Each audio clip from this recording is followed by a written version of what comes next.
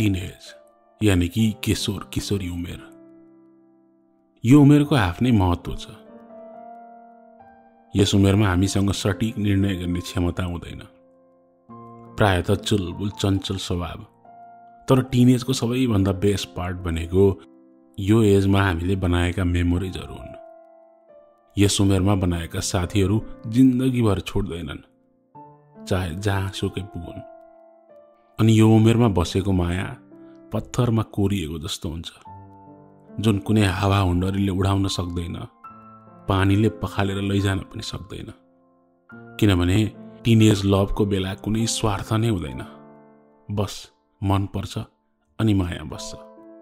अहिलेको उमेर हुँदो त हामी सेक्युरिटी हेर्थ्यौँ होला, मान्छेको क्यारेक्टर हेर्थ्यौँ होला, कति पढ्छ, कस्तो कमाउँछ आदि इत्यादि। तर टिनेज उमेरमा यो सबैको मतलब नै हुन्न। बस कोही मन पर्यो त मनबाट मन पर्यो। 2004 को कुरा हो। 9 क्लासमा पढ्थेँ म। 3 जना दाजुभाइकी एक्लै बहिनी अनि बाबा मम्मीको प्यारी छोरी। घरमा एउटै छोरी हुनुको फाइदा अनि बेफाइदा बराबर हुँदो रहेछ। माया औधी पाइने, शिरमा राख्नु हुने, तर बेफाइदा भने जहाँ जाँदा पनि कोही न कोही साथमा। मेरो त प्राय दादाहरू नै साथमा। सानैदेखि घरमा दादाहरूसँगै हिँडडुल गर्ने भएर होला बाहिर मेरा त्यति साथी पनि भएनन्। स्कुलमा फाटफुट्ट 1-2 जना। अब जति बेला पनि दादाहरू बडीगार्ड जस्तो भइदिएपछि साथी बनाउनु अघि अरूले पनि त सोच्थे होला नि 2-3 पटक, होइन? त्यसमाथि मेरो मामा घर नि नजिकै, अनि मामा घरका छोराछोरीहरू पनि मेरो आफ्नै उमेरका। मेरो संसार, मेरो घर, दादाहरू अनि मेरा आफन्तहरू नै थिए, अनि 1-2 जना मेरा स्कुलका साथीहरू। 8 क्लाससम्म म जुन बोर्डिङमा पढेँ त्यहाँ 9 र 10 क्लास थिएन। त्यही भएर बाध्यतावश मैले स्कुल बदल्नु पर्ने भयो। भएका स्कुलका 2 जना मिल्ने क्लासमेटहरू पनि छुटे, किनभने उनीहरूले अर्कै स्कुल जोइन गरे। नर्सरीदेखि 8 सम्म पढेको आफ्नो स्कुल आफ्नै घर जस्तो भइसकेको थियो। सर मिसहरू सबै चिन्ने, एउटा आफ्नोपन अनि आत्मीयता भएको थियो। अब अचानक 9 क्लासबाट अर्को स्कुलमा जानु पर्दा त मलाई गाह्रो नै भएको थियो। स्कुल नयाँ, मान्छे नयाँ, टिचरहरू नयाँ, क्लासमेट्स नयाँ। पहिलो दिन मलाई औडा अप्ठ्यारो भएको थियो। क्लासमा त गएँ म, त्यहाँ बकुल्लाहरूको बीचमा काग म मात्र थिएँ, किनभने उनीहरू सबै एकअर्कालाई चिन्ने, म अनजान। त्यहाँ 9 क्लासमा भर्ना हुने नयाँ म मात्र रहेछु। फेरि सानो बच्चा भएको भए पो गएर घुलमिल भइहाल्न सजिलो, होइन? अलिकति ठुली भइसकेपछि गाह्रो। सेकेन्ड बेन्चमा गएर बसेँ। एकजना केटा थियो। क्लासका सबैले कहिले मान्छे नदेखे जस्तो गरी मलाई हेरिरहेथे। पहिलो विषय इङ्ग्लिस सरको थियो। सबैलाई इन्ट्रोडक्सन दिए, किनभने म नै नयाँ थिएँ, अनि सबैले आफ्नो नाम भने। त्यहाँ जम्मा 6 जना केटी थिए, म सहित। अरू सबै केटा। त्यहाँ क्लासमा भएका अरू केटीहरूले मलाई आफूसँग बस्न अफर पनि गरेनन्। सायद उनीहरूको आफ्नै ग्रुप थियो क्यारे। म जो मान्छेसँग एउटै बेन्चमा बसेका थिएँ उसको नाम चाहिँ गौतम खरेल रहेछ। इन्ट्रोडक्सन सकेपछि गौतमले मतिर हेरेर अलिकति मुसुक्क हाँसेको थियो। जे भए पनि म एलियन नै चाहिँ होइन रहेछु है यो क्लासमा। एटलिस्ट कोही न कोही त हाँस्यो भन्ने फिल भएको थियो मलाई। केही समयसम्म त ज्यादै स्ट्रगल भएको थियो क्लासमा घुलमिल हुनको लागि। त्यसै पनि म त्यस्तो सोसियल मान्छे थिइनँ। अर्को त क्लासमेटहरूको पनि आफ्नै ग्रुप थियो। मेरो एडमिसन अलिकति लेट नै भएको थियो, किनभने ट्रान्सफर प्रोसेसमा अलिकति समय लागेको थियो। त्यही भएर सबै सर मिसहरूले साथीहरूसँग नोट मागेर हेर्नु है भन्नुभएको थियो। सरले क्लासकी सृजनालाई मलाई नोट दिएर हेल्प गर्नु है भन्नुभएको थियो। तर सृजनाको एटिच्युड यस्तो थियो कि नोट दिनु त परै जाओस्, म उसँग बोल्न जाँदासम्म मलाई मुखै अगाडि इग्नोर हान्दिन्थिन्। अब त्यस्तो मान्छेसँग नोट कसरी माग्नु? त्यसपछि मैले घरमा अब म पढ्दिनँ भनेर कम्प्लेन पनि गरेको थिएँ। त्यस्तो स्कुल जाँदिनँ म मरिगएँ। तर एकछिनको घुर्कीले जिन्दगी नै बर्बाद पार्ने कुरा पनि त आउँदैन। गिभअप गर्ने बानी बसाल्नुहुन्न है छोरी भनेर बाबाले बार बार सम्झाउनुहुन्थ्यो। क्लासका ती 6 जना केटीहरू बाहेक त अरू केटाहरू त मसँग फाटफुट बोल्थे भने त्यही केटीहरूलाई चाहिँ मसँग के प्रब्लम थियो मलाई थाहै भएन। एक ग्रुप भएर आँखा तर्दै मेरै कुरा काट्थे जस्तो लाग्थ्यो। टिफिन हुँदा पनि प्राय म एक्लै बसेर खान्थे। एक दिन टेबल टेनिस खेल्ने टेबल छेउमा बसिरहेको थिएँ टिफिन टाइममै। सबै रमाइलो गरिरहेथे। कोही खाँदै थिए अनि कोही खेल्दै थिए। म चाहिँ एक्लै। स्मृति भन्दै गौतम आयो मतिर। साँच्ची तपाईहरूलाई भन्ने बिर्सेको, मेरो नाम स्मृति पाण्डे। चटपटे खाने भन्दै एउटा ठुलो सोलीमा चटपटे लिएर आयो गौतम। हाम्रो स्कुलमा टिफिनमा चटपटे पनि बेच्ने गर्थे। पिरो चटपटे कसलाई मन पर्दैन हैन? म खुसी भएर हुन्छ भने। मलाई उसले चटपटे अफर गरेकोमा भन्दा पनि फाइनल्ली कोही त बोल्न आयो भन्ने कुरामा खुसी भएको थिएँ म। मैले नोटिस गरेको थिएँ गौतम पनि त्यति अरूसँग घुलमिल हुँदैन थियो। हामी चटपटे सेयर गर्दै खान थाल्यौं। कहाँ बस्छौ तिमी? उसले सोध्यो। मधुमल्ला जाने बाटोतिर छ मेरो घर। ए हो, त्यहाँ माथिको चौरमा त हामी सधैँ फुटबल खेल्न जान्छौं नि, स्कुलको होइन, मेरो टोलको साथीहरूसँग। मेरो घर चाहिँ आइतबारे हो।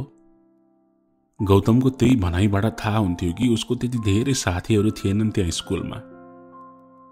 तिम्रो साथीहरू छैनन् यहाँ स्कुलमा?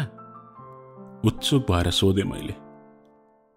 खासै छैनन्, यहाँ प्राय सबै टाढाबाटै आउँछन् अनि सबै स्कुल बस चढेर आउँछन्। म बाहिरको बसबाट आउँछु, त्यही भएर उनीहरूको आफ्नै ग्रुप छ के। म पनि 6 क्लासबाट त ट्रान्सफर भएको यहाँ। अनि के स्कुल बसमा सँगै आएन भन्दैमा साथी नै नबनाउने रे त? होइन, फेरि उनीहरूसँग साथी बनेपछि हप्तामा 2 पटक टिफिनमा खाजा खुवाउनु पर्छ।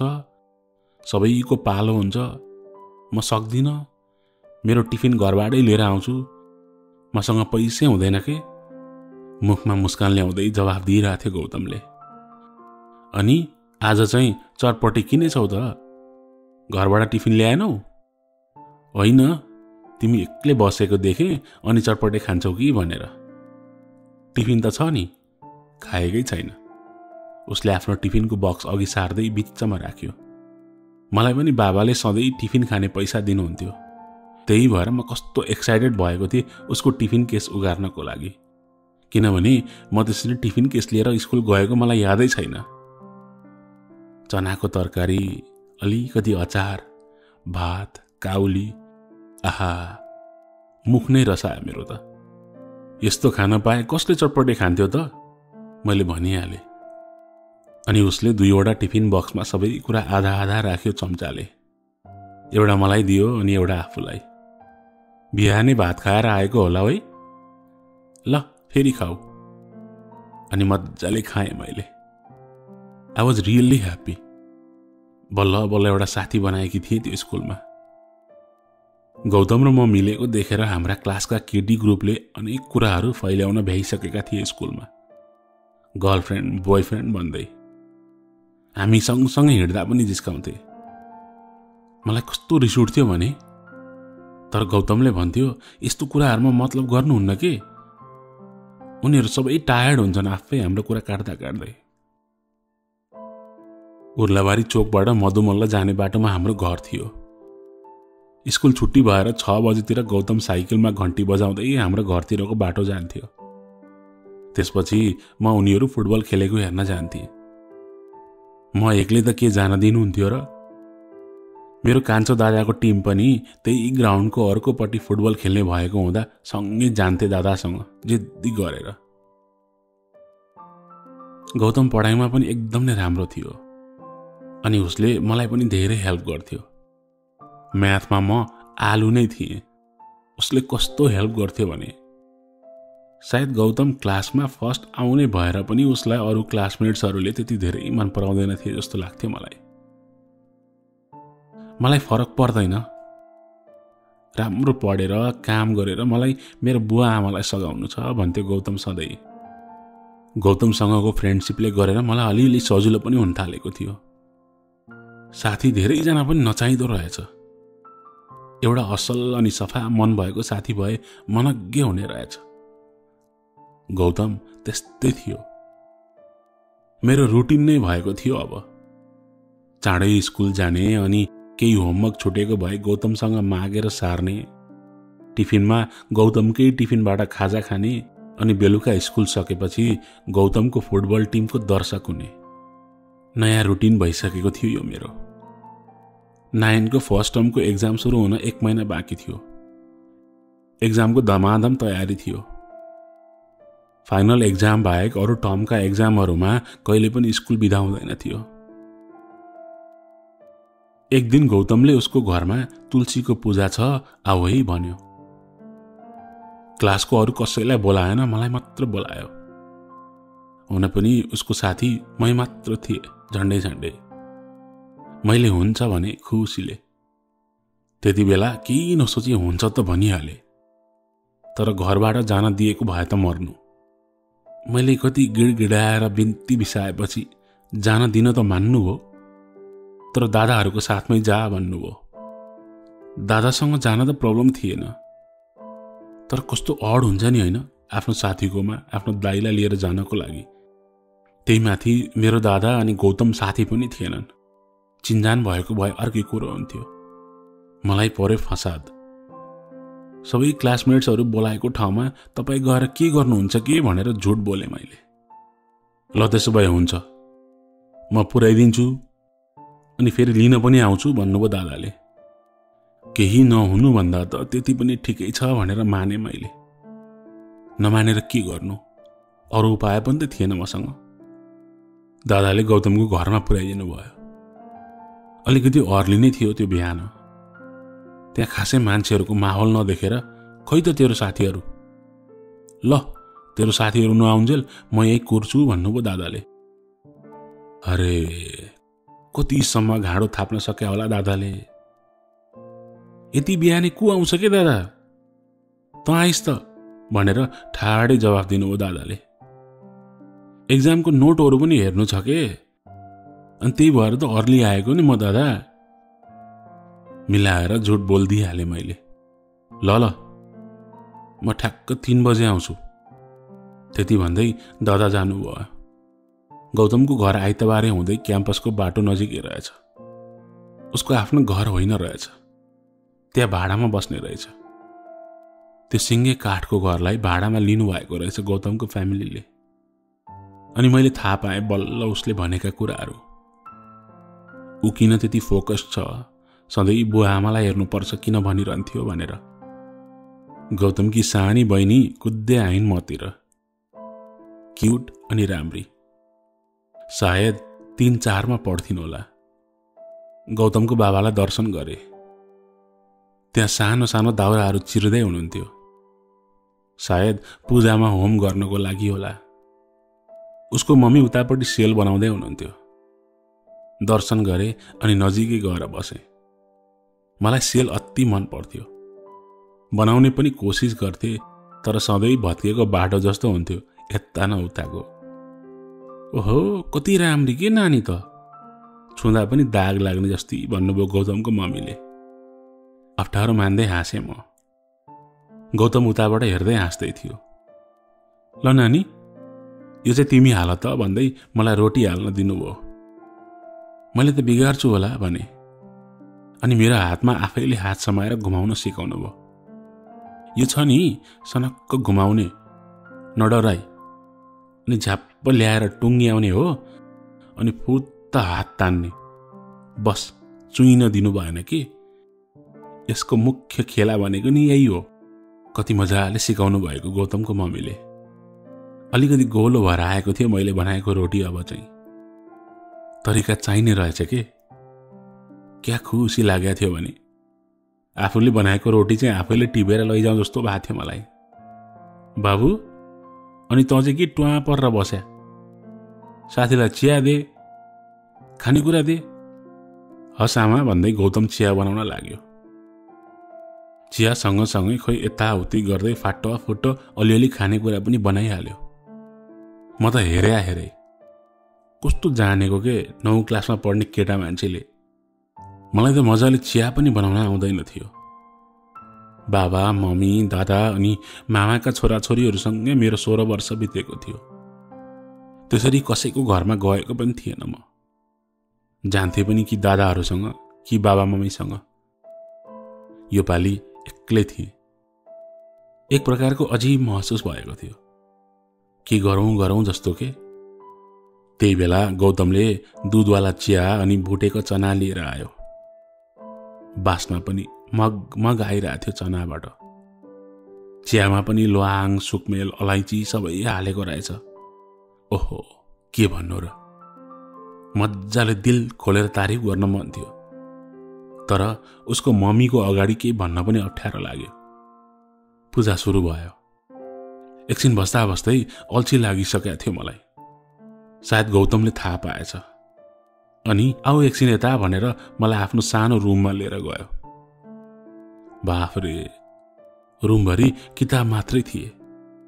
हाम्रो कोर्सको सिलेबस भन्दा बाहिरको पनि कति। म त टुवा परे। घरमै बुक स्टोर बनाएको रहेछौ, सबै आफैले किनेको हो? होइन, कुनै मामाहरूले ल्याइदिनु भएको, कुनै अङ्कलसँग मागेको अनि कुनै चाहिँ भेटेको। खतरा पढन्दास है तिमी गौतम। मलाई नि स्कुलको बुक्सहरू बाहेक बाहिरी किताबहरू पढ्न पनि कस्तो रमाइलो लाग्छ। बुक्सहरूको कुरा गर्दा उसको मुहार नै चम्किलो भएर आउँथ्यो। तिमीलाई बोर भयो भनेर यहाँ बोलाएको, झन् किताबकै कुरा गरेर बोर हुने हो तिमी, हाँस्दै भन्दै थियो गौतमले। अनि उसले एउटा एल्बम निकाल्यो फोटोको, अनि त्यो एल्बममा आफ्नो सानोदेखिको फोटोहरू देखायो। जन्मेको दिनदेखि अहिलेसम्मकै फोटोहरू रहेछन् उसका। बाफरे, यस्तो फोटो चाहिँ कसले खिचिदिन्थ्यो हो तिम्रो? मैले सोधे अचम्मित हुँदै। बुवाको फोटो स्टुडियो थियो नि त। भन्ने हो भने मङ्गलबारेको पहिलो फोटोग्राफर हो नि त मेरो बुवा। त्यही भएर होला। कस्तो रमाइलो है। मेरो त यस्तो मेमोरिजहरू नै छैन। गौतमका 3-4 क्लास पढ्दाका फोटोहरूमा प्राय सबैमा सर्टलेस नै थियो। बच्चैबाट सलमानको फ्यान हो? होइन, गर्मी हुन्थ्यो नि त, अनि गन्जी नलागेको बेला पर्थ्यो। त्यही बेलाको फोटोहरू हो क्या सबै। त्यहाँ बसेर फोटो हेर्दा सुरुमा अलिकति पर नै थियौँ हामी। जिस्किँदै हाँस्दै फोटो हेर्दा कति बेला हामी नजिक भएछौँ थाहा पनि भएन। म त गौतमको बडीमा गएर यसरी टाँसिसकेको रहेछु कि याद नै भएन। याद नहुन्जेल मतलब थिएन। जब दुईजनालाई याद भयो तब अप्ठ्यारो महसुस भयो। गौतमको अनुहार रातो भयो। मेरो कस्तो भयो थाहा थिएन। सायद रातै भयो होला। त्यहाँ ऐना भएको भए हेरेर एक्ज्याक्ट भन्न सक्थे। म उठौँ कि ऊ उठौँ भयो। त्यो अक्वर्ड मोमेन्टलाई सजिलो बनाउन गौतमले, स्मृति अब तिम्रो फोटो एल्बम कहिले देखाउँछौ त मलाई, त्यति भनेर उसले त्यो अप्ठ्यारो पललाई सजिलो बनाउन खोज्दै थियो। मलाई कहाँबाट के भूत चढ्यो, एक्कासी मैले गौतमको देब्रे गालामा किस गरिदिएँ।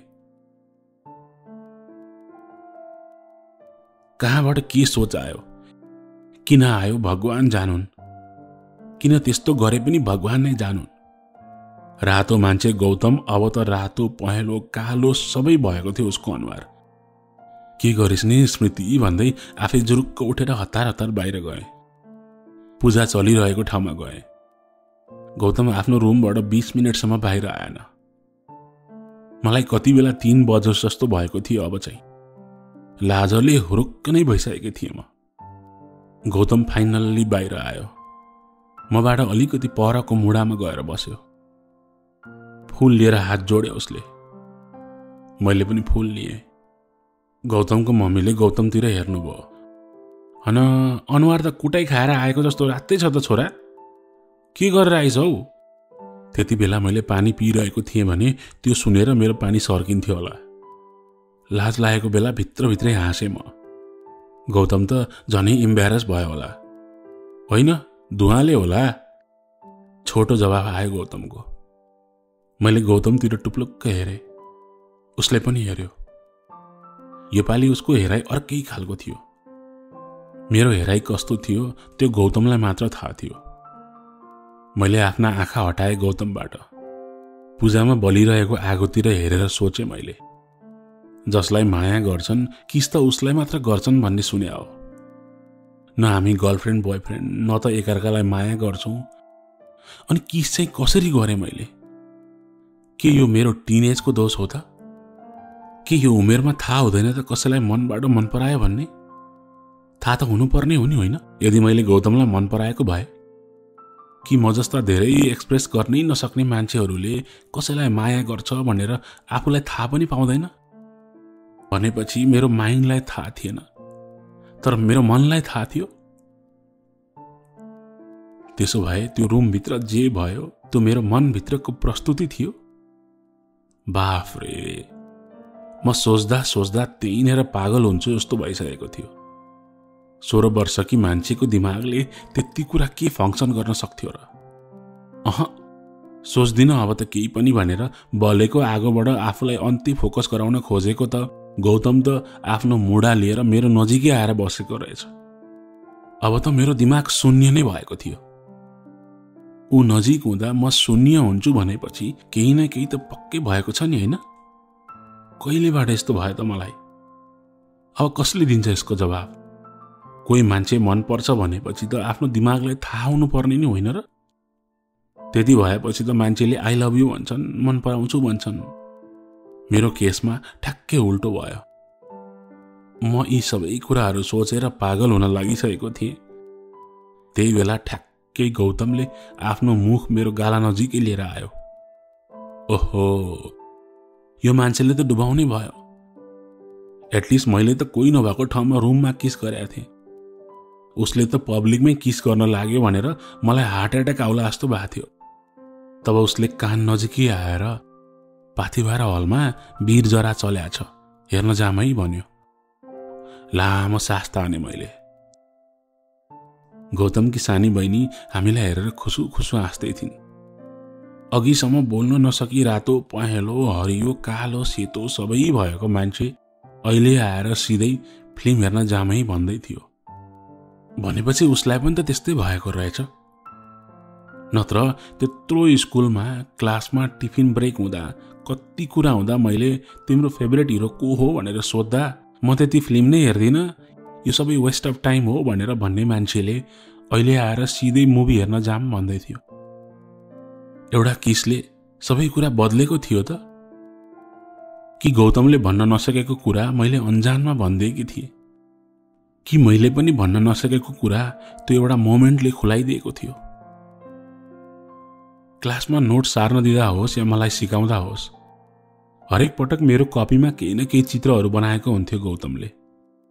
कहिले हाँसेको जस्तो स्माइली, कहिले हार्टको साइन, अनि कहिले के अनि कहिले के, अनि कहिलेकाहीँ सानो सानो शायरी पनि लेखेको हुन्थ्यो मेरो कपीमा। ए मेरी कपाल लामो लामो भएकी मान्छे, ए मेरी कपाल लामो लामो भएकी मान्छे, टिफिनमा मलाई नकुरेर कता कता जान्छे। यस्तै यस्तै फन्नी खाले शायरी मुक्तकहरू लेखेर छोडिदिन्थ्यो मेरो कपीमा। भनेपछि त्यो गौतमको अन्जान तरिकाले मलाई मन पराउँछु भन्ने सङ्केत थियो त? अनि मैले पनि त्यो सबै देखेर त्यो बेला मुस्कुराउँदै वास्ता गरिनँ। भनेपछि मेरो दिमागले वास्ता गरेन, तर मेरो मनमा छाप बसेको थियो त त्यो सबै? कि यो सबै क्लासरुमबाटै सुरु भइसकेको थियो त? भनेपछि त्यो किस अचानक आउट अफ नोवेयर त भएको होइन रहेछ त? यति सोच्दै थिएँ दादा ठ्याक्कै आइपुग्नु भएछ। मेरो जाने बेला भएको थियो। गौतमले मलाई नै हेरिरहेको थियो। उसले जवाफ कोरिरहेको थियो फिल्म हेर्न जाने बारेमा। कहाँ त्यसै जाने नानी भनेर गौतमको मम्मीले टन्न रोटी अचार अनि प्रसादहरू प्याक गरिदिनु भयो। कस्तो मनकारी हुनुहुन्थ्यो उसको मम्मी। सानो बहिनीले पनि बाई दिदी भनिन्। गौतमले मलाई हेरिरहेको थियो कुनाबाट। भोलि स्कुल पनि ढिला गएँ म। स्कुलको एसेम्ब्लीमा पनि गइनँ।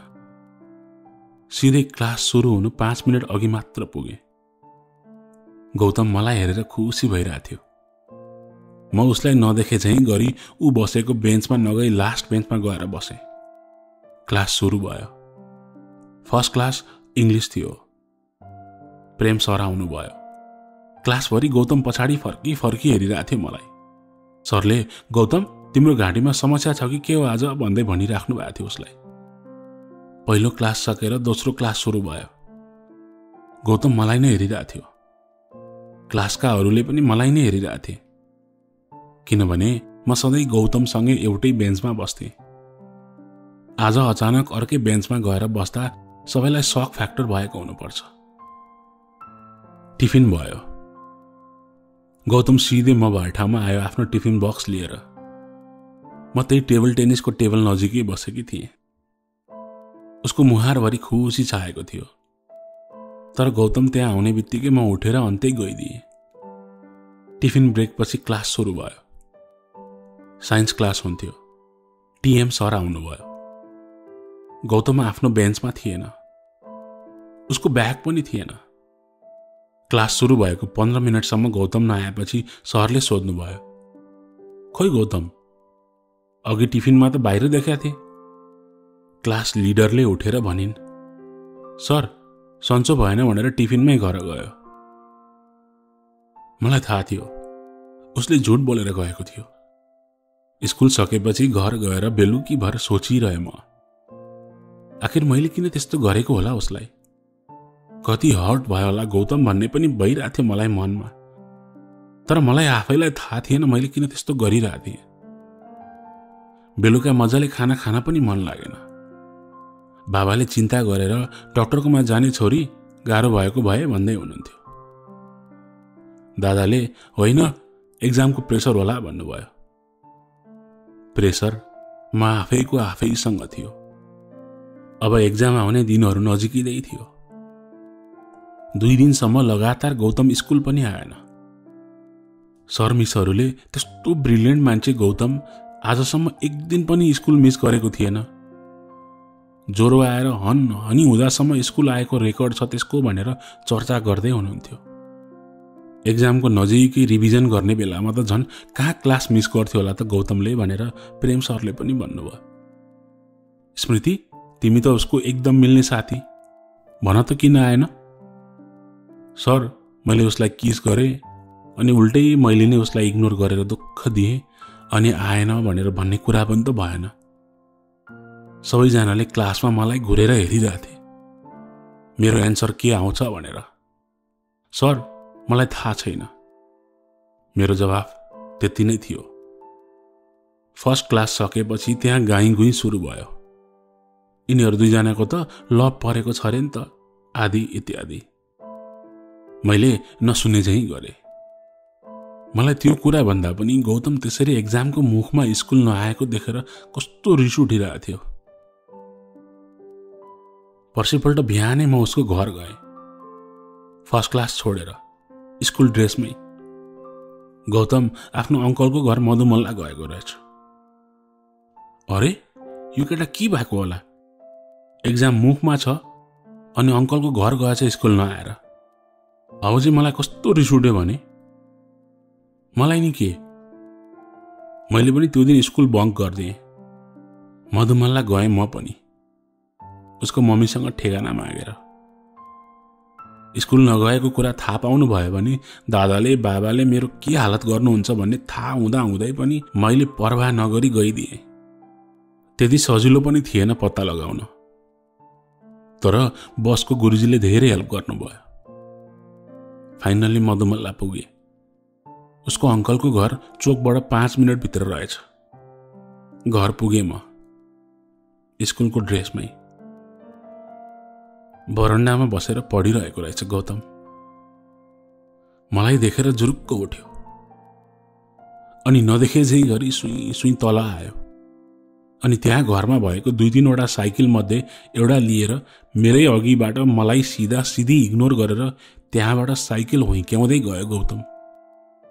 अबुई मुखमै इग्नोर गर्दैको मलाई। म पनि के कम थिएँ। त्यहाँ भएको अर्को साइकल लिएर उसको पछि पछि हुइकिएँ म पनि। पागल जस्तो नरोकी एकहोरो साइकल कुदाइरहेको थियो गौतम। जे भए पनि म केटी मान्छे, उसलाई भेटाउन त मुस्किल नै थियो। त्यसमा पनि मैले साइकल चलाउन भर्खर सिकिरहेको थिएँ। रुक न के भन्दै कराइरहेको थिएँ। उसले नसुनी नफर्की कुदाइरहेको थियो। 15 मिनट जतिमा बल्ल रोक्यो उसले। एउटा खोला अनि पुलको नजिक। सुनसान हरियाली अनि कति राम्रो ठाउँ थियो। तर मलाई त्यस बेला रिस उठेको थियो मजाले। ठाउँको वास्ता पनि गरिन। खोला नजिकको ठुलो ढुङ्गामा गएर बसे गौतम। म साइकलको स्ट्यान्डसम्म नलाई त्यही लडाएर ऊ बसेकोतिर हान्निँदै गए। मारिदिन्छु होला कि यो मान्छेलाई यही ढुङ्गाले हानेर भन्दै ढुङ्गा टिपे। ढुङ्गाले त के हान्थे र, त्यो त रिसको आवेग मात्र थियो। अनि उभिए उसको पछाडि गएर। उसले मलाई फर्केर पनि हेरेन। के गरेको तिमीले यो गौतम? किन इग्नोर गरेको के? स्कुल किन नआएको? त्यति भन्दा पनि उसले मलाई फर्केर अझै हेरेन। कति कराउनु भनेर उही नजिक गएर बसेँ म, त्यही बडे मानको ढुङ्गामा। सङ्लो खोला कल कल बगिरहेको थियो। चराचुरुङ्गीहरूको आवाज आइरहेको थियो। कस्तो शान्त अनि आनन्द। एकछिनसम्म हामी दुवैजना बोलेनौँ। तर म गौतमलाई हेरिरहेको थिएँ। ऊ चाहिँ खोलाको पानीतिर हेरिरहेको थियो। एकछिनपछि एउटा पातलो ढुङ्गा खोजेर पानीतिर हान्न थाल्यो गौतमले। अझै पनि उसले मसँग बोलेको थिएन र मतिर फर्केर हेरेको पनि थिएन। के म एक्जिस्ट पनि गर्दिनँ हो? कस्तो रिस हो के? बरु त ढुङ्गाले मलाई हान के? म भुतभुताएँ। त्यति भन्दा पनि उसले त्यो ढुङ्गा पानीमा हान्न छोडेको थिएन। त्यसपछि मैले उसको हात समातेर रोकिदिएँ ढुङ्गा हान्न। न्यू खोजेको हो साँच्ची तिमीले? किन यसरी इग्नोर गरेको? म यही छु त तिम्रो अगाडि। मैले गरेकी तिमीले स्मृति? यसलाई इग्नोर भन्छौ तिमी? त्यसो भए तिमीले गरेको चाहिँ के थियो सबै? उसको बोलीमा रिस अनि वेदना दुवै मिसिएको थियो। मलाई नराम्रो लाग्यो उसको वेदना मिसिएको आवाज सुनेर। उसको अनुहार पनि इमोसनल भएको थियो। कस्तो फिल हुँदो रहेछ अरूले आफूलाई इग्नोर गर्दा? सोच, मलाई कस्तो भएको थियो। गौतम बोलिरहेको थियो। मैले पनि फुस्स जवाब दिइहालेँ। मलाई के मतलब नि? मतलब नभएको भए क्लास छोडेर किन आएको त यहाँसम्म? कसैको लागि गरेको थियो यस्तो? उसको प्रश्नको जवाब थिएन मसँग। मलाई थाहा थियो आज उसले यो सबै कुराहरू निकाल्छ भन्ने। र मलाई यो पनि थाहा थियो कि मेरो माइन्डले उत्तर दिन्छु भन्छ, तर मेरो मनले सक्दैन। म मौन बसेँ। यसपालि भने ऊ मतिर हेर्दै बोलिरहेको थियो भने म खोलातिर हेरिरहेको थिएँ। नबोलेर सुख पाइन्छ? चुप्प लागेर हुन्छ? ल भन, मलाई किन किस गर्यौ? अब म के भन्नु त्यसको जवाफमा? त्यसको जवाफ त म आफै पनि खोजिरहेको थिएँ। मैले भने, थाहा छैन। किस जस्तो कुरा गरेपछि पनि थाहा हुँदैन? के तिमी जसलाई पाए त्यसलाई किस गर्दै हिँड्छौ र थाहा नहुनलाई? जेपिटी नबोल है, अहिले मारिदिन्छु। अनि कस्तो थाहा हुँदैन त? नर्सरीको बच्चा हो र थाहा नहुनलाई? पहिलो किस भनेको नि मान्छेको लाइफको सबैभन्दा इम्पोर्टेन्ट कुरा हो क्या। अनि त्यस्तो कुरा पनि थाहा हुन्न कि थाहा नभएको जस्तो एक्टिङ गरेको? हिरो भएको हो तिमी गौतम? म चुप लागेर बसेँ भन्दैमा जेपेटी चाहिँ नभन के। म यस बेला नरिसाई जवाफ दिइरहेको थिएँ। खै कस्तो माया लाग्दो पाराले प्याउलेर जवाफ दिइरहेको थिएँ। आफैलाई अचम्म लागेर आइरहेको थियो मलाई। स्मृति, जुन दिनबाट तिमीलाई देखेँ नि, त्यो पहिलो मोमेन्टबाट मैले तिमीलाई मन पराएको थिएँ। भनेको थिएन र भन्दिन पनि थिएँ, किनभने हाम्रो हैसियत नै मिल्दैन। कहाँ तिमी त्यस्तो सुख सयलमा हुर्केकी धनीकी छोरी, म कहाँ आफ्नो घरसम्म नभएको गरिबको छोरो। मैले त मनमै राखेको थिएँ। तर त्यसपछि अचानक तिमीले किस गर्यौ मलाई। अनि के हुन्छ मेरो हालत? सोच न आफै, उसको त्यो कुराले मेरो मन शरीर सबै पग्लेर आइसकेको थियो। त्यही नेर उसलाई अँगालोमा बेरौँ जस्तो भएको थियो। बोल्दा बोल्दै टिलपिल गरेका उसका आँखामा म आफूलाई प्रष्ट देखिरहेको थिएँ र म पनि टिलपिलाउनै लागेकी थिएँ। किस गर्छौ आफै अनि स्कुलमा आएर मलाई इग्नोर गर्छौ, अर्को बेन्चमा गएर बस्छौ, टिफिनमा बोल्दैनौ, अनि म के गर्नु? मन दुख्दैन मेरो? भन त। मलाई थाहा थियो उसको मन दुखाएकी थिएँ मैले, र त्यही दिन नै थाहा थियो मलाई मैले दुखाएको उसको मन भरिएर आएको रहेछ बिचाराको, र मनमा लागेका सबै कुरा पोख्ने अधिकार पनि थियो उसको। ल, तिमी आफ्नो मुटुमा हात राखेर भन कि झुक्किएर तिम्रो ओठ मेरो गालामा गएको थियो त्यो दिन, अनि म हामी बीच लभ रहेनछ भन्ने बुझ्छु। ल, हात राखेर भन त। म कसरी मुटुमा हात राखेर झुट बोल्न सक्थेँ र? उसले भने झै मलाई मतलब नभएको भए स्कुल छोडेर, त्यो पनि त्यति टाढामा किन जान्थे होला? उसको एक्जाम बिग्रिन्छ होला भनी मलाई किन टेन्सन हुन्थ्यो होला र? त्यसरी बौला जस्तो स्कुलको ड्रेसमै त्यहाँसम्म गएकी थिएँ म। मनमा नै यो सबै कुरा खेल्दै थियो मेरो मनमा। गौतम जुरुक्क उठ्यो। ल, मैले पाएँ मेरो जवाफ। अब जाऊ, घर जाऊ तिमी। तिम्रो दादा अनि बाबाले मार्नुहुन्छ नत्र। त्यति भन्दै रिसाउँदै सुई सुई साइकल भएतिर गए गौतम। म त्यसै त आत्तिसकेको थिएँ। अब त आफूलाई गौतमबाट टाढा हुन कसरी दिन्थे होला र? जुरुक्क उठेर सुई सुई गए म पनि। गौतमले साइकल चलाउन लागेको थियो।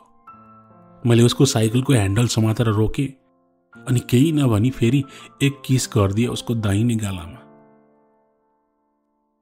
गौतम रातो नै भइरहेको थियो। मैले त्यही बखत आई लभ यू पनि भने। उसको मुख आँको आँ नै भइरहेको थियो। म खित्का छोडेर हाँसेँ।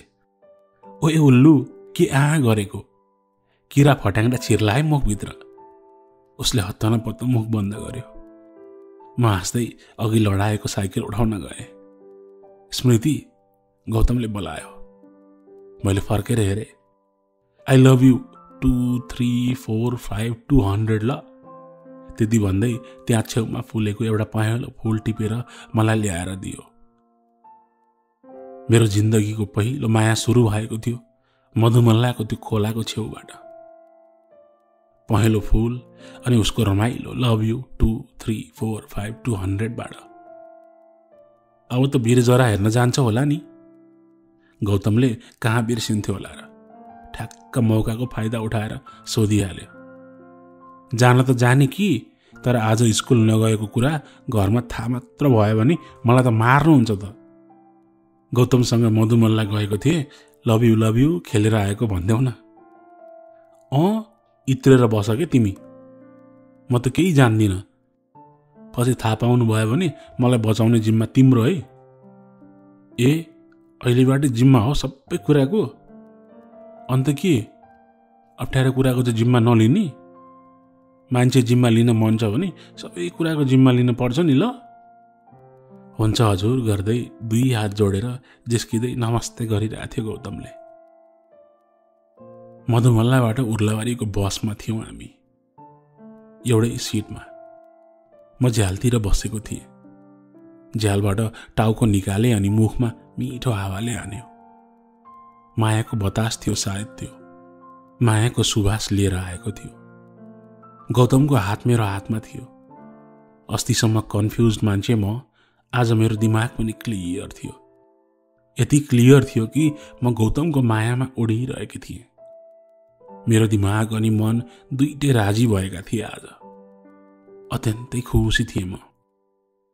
माया भन्ने चिज पनि कस्तो है, कहाँ कोसँग कति बेला बस्छ थाहै नहुने। तर यसको फिलिङ्स चाहिँ आउट अफ द वर्ल्ड नै हुँदो रहेछ। गुज बम्स नै दिने के। साँझ परिसकेको थियो उर्लाबारी पुग्दा। म घर छेउमा बस रोक्न लाएर उत्रिएँ। म जान लाग्दा गौतमको मुहार नै स्याड भएर फुस्रो भएको थियो। कस्तो उल्लु के, सधैँलाई जान लागेको हो र? भोलि स्कुलमा भेट भइहाल्छ नि त। फुस्रै हाँसेर हस् भन्यो। अनि म गौतमलाई आँखा झिम्काउँदै लागे घरतिर। झ्यालबाट हेरिरहेको थियो गौतमले मलाई। उसले मलाई हेर्ने त्यो नजरको त म कायल नै भएको थिएँ। चुर्लम्मै डुबाइदिने खालको मायामा के। त्यसरी साँझ ढिला घर कहिले गएको थिइनँ। गए पनि कि दादाहरू कि बाबामामा हुनुहुन्थ्यो सधैँ। झन्डै 7 बजेको रहेछ। ठुलदादा अलिकति रिसालु खालकै हुनुहुन्थ्यो। बरु बाबा झट्ट रिसाउनुहुन्न थियो। तेरो स्कुल बल्ल छुट्टी भएको? ठुलदादाले रिसाउँदै भन्यो। म केही बोलिनँ। ब्याग राखेँ लिभिङ रुमको नजिकै। बाबा पनि त्यहीँ हुनुहुन्थ्यो। स्कुलमा भलिबल गेम थियो अनि त्यही हेर्दा ढिला भयो। हाम्रो क्लासको टिमले पार्टिसिपेट गरेको थियो। अनि भन्नु पर्दैन तैँले? भने भए घरबाट कोही आउँथ्यो त लिनलाई। अँध्यारो नै भइसक्यो, बुझ्नु पर्दैन? सरी दादा भनेर म किचनमा गएँ। मायामा झुट टन्न बोल्नुपर्छ भन्ने सुनेको थिएँ, हो रहेछ। 2-3 दिनमै भटाभट झुट बोलिरहेको थिएँ। अब के गर्नु, उपाय पनि थिएन। साँचो कुरा बोल्दा त्यसको कन्सिक्वेन्सेस के हुन्छ त्यो मलाई थाहा थियो। त्यो रातभर मलाई निन्द्रा नै लागेन। कस्तो काउकुती लागेको जस्तो फिलिङ भएको थियो भने त्यति बेला गौतमलाई भेटौँ जस्तो लाग्ने। कहिले उज्यालो होला र स्कुल जाउँ जस्तो लाग्ने। मेरो कपीमा गौतमले बनाएका हार्टका चित्रहरू अनि स्माइली फेसेस अनि मुक्तकहरू हेर्दै आफैसँग रमाइरहेको थिएँ। मायामा परेका मान्छेहरूलाई अरू कोही चाहिँदैन भनेको हो रहेछ। त्यसै पागलको उपनाम त दिएको होइन रहेछ। मेरो हालत पनि त्यस्तै थियो। गौतमको मायामा पागल। सधैँ एसेम्ब्ली हुनु 10 मिनट अघि मात्रै स्कुल पुग्ने मान्छे म आज 40 मिनट अगाडि नै पुगेकी थिएँ।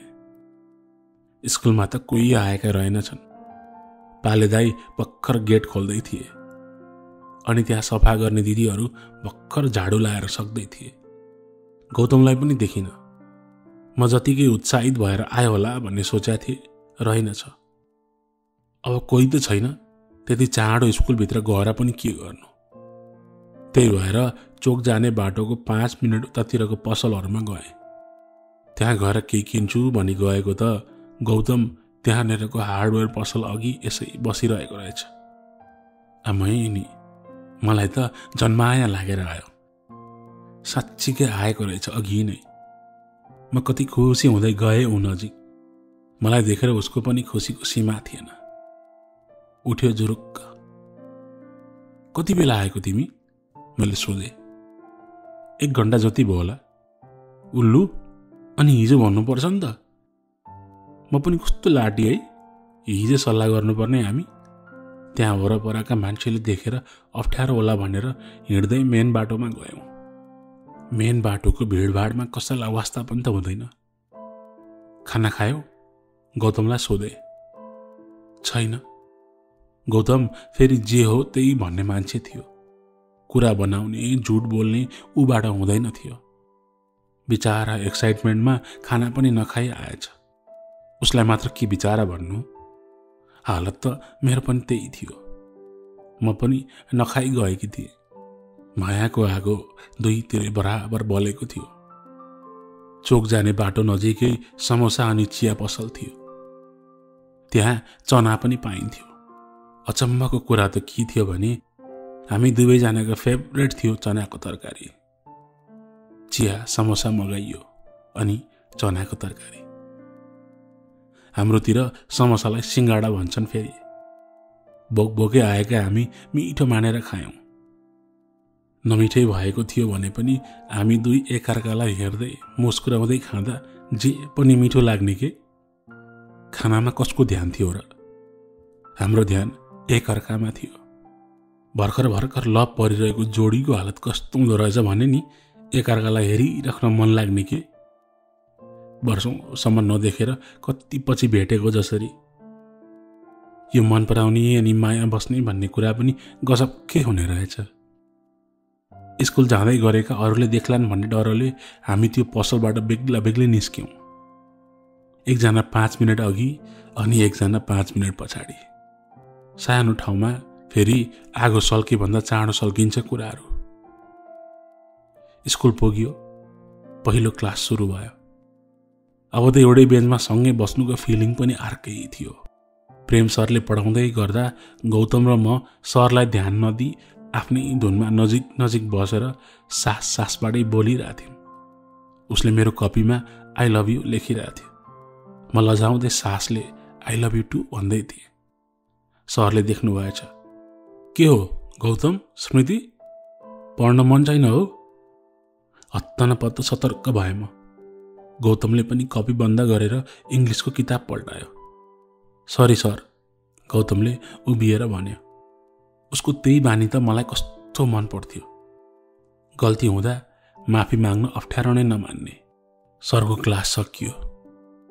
सेकेन्ड क्लास सुरु हुनु अघि 5 मिनटको ग्याप थियो। सृजना भनाउँदी खासखुस गर्दै बोलिरहेको थिए अरूसँग। टाँसिएर बस्नु नि बरु, क्लासमा यिनीहरूको डेटिङ चलिरहेछ। मलाई अति रिस उठेको थियो सृजनासँग पहिलादेखि नै। जुरुक्क उठे। सक्ने भए तिमीहरूले नि गरे भइगयो नि त डेटिङ। म टाँसिएर बसौँ कि अलग्गिएर, त्यो मेरो कुरा हो, तिम्रो खुल्दुलीको विषय होइन। चुप्प लागि सृजना। अरू केटाहरू राम्रै हाँसिरहेका थिए। मलाई ढुक्क भयो त्यति भए। त्यसलाई त्यति त भन्नै पर्ने भएको थियो। एकाएक साहस बढेर आएछ त, मायामा त कडा शक्ति हुन्छ कि के हो? गौतमले जिस्काउँदै भन्यो। पुरै पावर आइरहेछ भित्रबाटै। बिल्ला नहान कि तिमी। स्कुल सकेपछि म दायाँ बायाँ कतै जान मिल्दैन थियो, किनभने दादा आइसकेको हुन्थ्यो मलाई लिनको लागि। त्यही भएर पनि अर्ली मर्निङ आएकी थिएँ म। बेलुका फुटबल खेल्ने ठाउँमा चाँडो आऊ है भन्दै गयो गौतम। त्यहाँ फुटबल प्र्याक्टिसमा प्र्याक्टिसपछि सधैँ गेम हुन्थ्यो त्यही लोकलहरू बीच। त्यस दिन गौतमको टिम र दादाको टिम बीच म्याच भएको थियो। ओहो, एकातिर आफ्नो मायालु, अर्कोतिर दादा। अब सपोर्ट कसलाई गर्नु मैले? अब दादा भनेको घरकै हो, त्यही भएर मायालुलाई सपोर्ट गरे। फेरि गौतमले एक्स्ट्रा एफोर्ट लगाइरहेको थियो। सायद मलाई देखाउन पनि होला। मायाको लीला पनि अपरम्पार छ है। गेम ड्र भएर सकियो 2-2 गोलमा। दादालाई म टोइलेट गएर आउँछु है भनेर स्कुलको पछाडिपट्टि गएँ। टोइलेट जाने मनसाय त कहाँ थियो। गौतमलाई एकैछिन भए पनि भेट्ने बहाना थियो। साँझ भइसकेको थियो। 5 मिनटपछि गौतम पनि आयो पसिना पुस्दै। खतरा खेल्यो है आज, मैले भनिहालेँ। तिम्रो दाई भनेर अलि छोडिदिएको, नत्र अरू 2 गोल हान्ने प्लान थियो। भो बढ्ता नाटक चाहिँ नगर ल। कसम के? उसले मेरो हात समात्यो अनि नजिक आयो। हाम्रो माया बसेपछि त्यति नजिक भएको पहिलो पटक थियो। म उसको सास नै फिल गर्न सक्थेँ। उसले आफ्ना 2 हातले मेरो 2 हात समात्यो। मेरो धड्कन बढेर आइसकेको थियो। स्मृति, कति मायाले सानो स्वरले बोलायो उसले मलाई। हजुर भने मैले। आई लभ यु भनेर एक्कासी मेरो देब्रे गालामा किस गरेर भाग्यो गौतम त्यहाँबाट। म लजाउँदै हाँसेँ। यो उल्लु मान्छे के भएको होला? कति बाटो के? नभागेको भए पनि मैले के गर्थेँ होला र? बिचरो डरले भन्दा पनि लाजले भागेको थियो गौतम। हुन त लुकी लुकी माया लाउनुको मजा पनि त आफ्नै छ नि, होइन? त्यसरी लुकी लुकी गुपचुपमा हाम्रो माया बसेको पनि झन्डै 8 महिना भइसकेको थियो। साँच्ची बिरजारा पनि हामीले हेरिसकेका थियौँ त्यो पाथिभारा हलमा। म भन्दा बेसी त गौतमका आँखाबाट आँसु धेरै आएका थिए त्यो फिल्म हेरेर। मैले खुबै उडाएकी थिएँ त्यो कुराले धेरै दिनसम्म। अबदेखि कि त कमेडी कि त एक्सन फिल्म मात्र हेर्छु म तिमीसँग भन्थे सधैँ। 9 क्लासको फाइनल एक्जाम सकेपछि स्कुलले 8, 9, 10 क्लासका लागि एजुकेसनल टुर लाने भन्यो, जुन हरेक साल हुन्थ्यो हाम्रो बोर्डिङमा। सौराहा अनि पोखराको टुर थियो। एकजनाले 1500 बुझाउनु पर्ने थियो। बाबाले खुसी साथ हुन्छ भनेर पैसा दिनुभयो। म खुसी हुँदै अब क्या रमाइलो हुने भए टुरमा भनेर गौतमलाई सुनाए। मेरो त मिल्दैन स्मृति, तिमी जाऊ अनि टन्न फोटो खिच है। के भनेको के तिमीले गौतम? तिमी भएर पो रमाइलो हुन्छ त। तिमी नजाने भए म चाहिँ किन जानु के? त्यस्तो नगर के, जाम न, सँगसँगै घुम्न पाइन्छ। 1500 कहाँबाट ल्याउनु स्मृति मैले? तिमीलाई सबै कुरा थाहा छ त।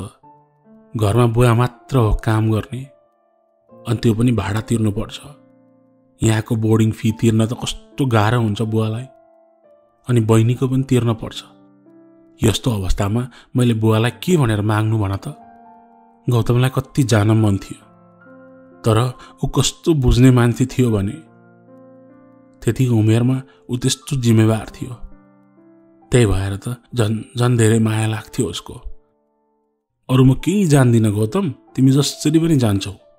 जानको लागि तयारी चाहिँ गर भनेर घर गएर बाबालाई 1500 त हराए बाबा, हेर्नु न भन्दै रोइदिए। झुट त बोले, अब रोइदिनेसम्म पनि भएकी थिएँ म। गौतमसँग सौरा पोखरा घुम्न जान पाउनु मेरो लागि त ठुलो कुरा थियो। मलाई मेरो सानदादाले यसले पैसा कहाँ के गरी अनि अहिले आएर नाटक गर्छ भन्दै थियो। त बेसी जान्ने नहो के? त्यत्रो पैसा के गर्थेँ मैले? ब्यागमा राखेकी थिएँ, कता हरायो भन्दै अझै रोइदिएँ म। माइलो दादा अनि सानदादा हामी एकअर्कालाई सबैलाई तँ भन्थ्यौँ। त्यति धेरै एज ग्याप पनि थिएन हामी तीनजनामा।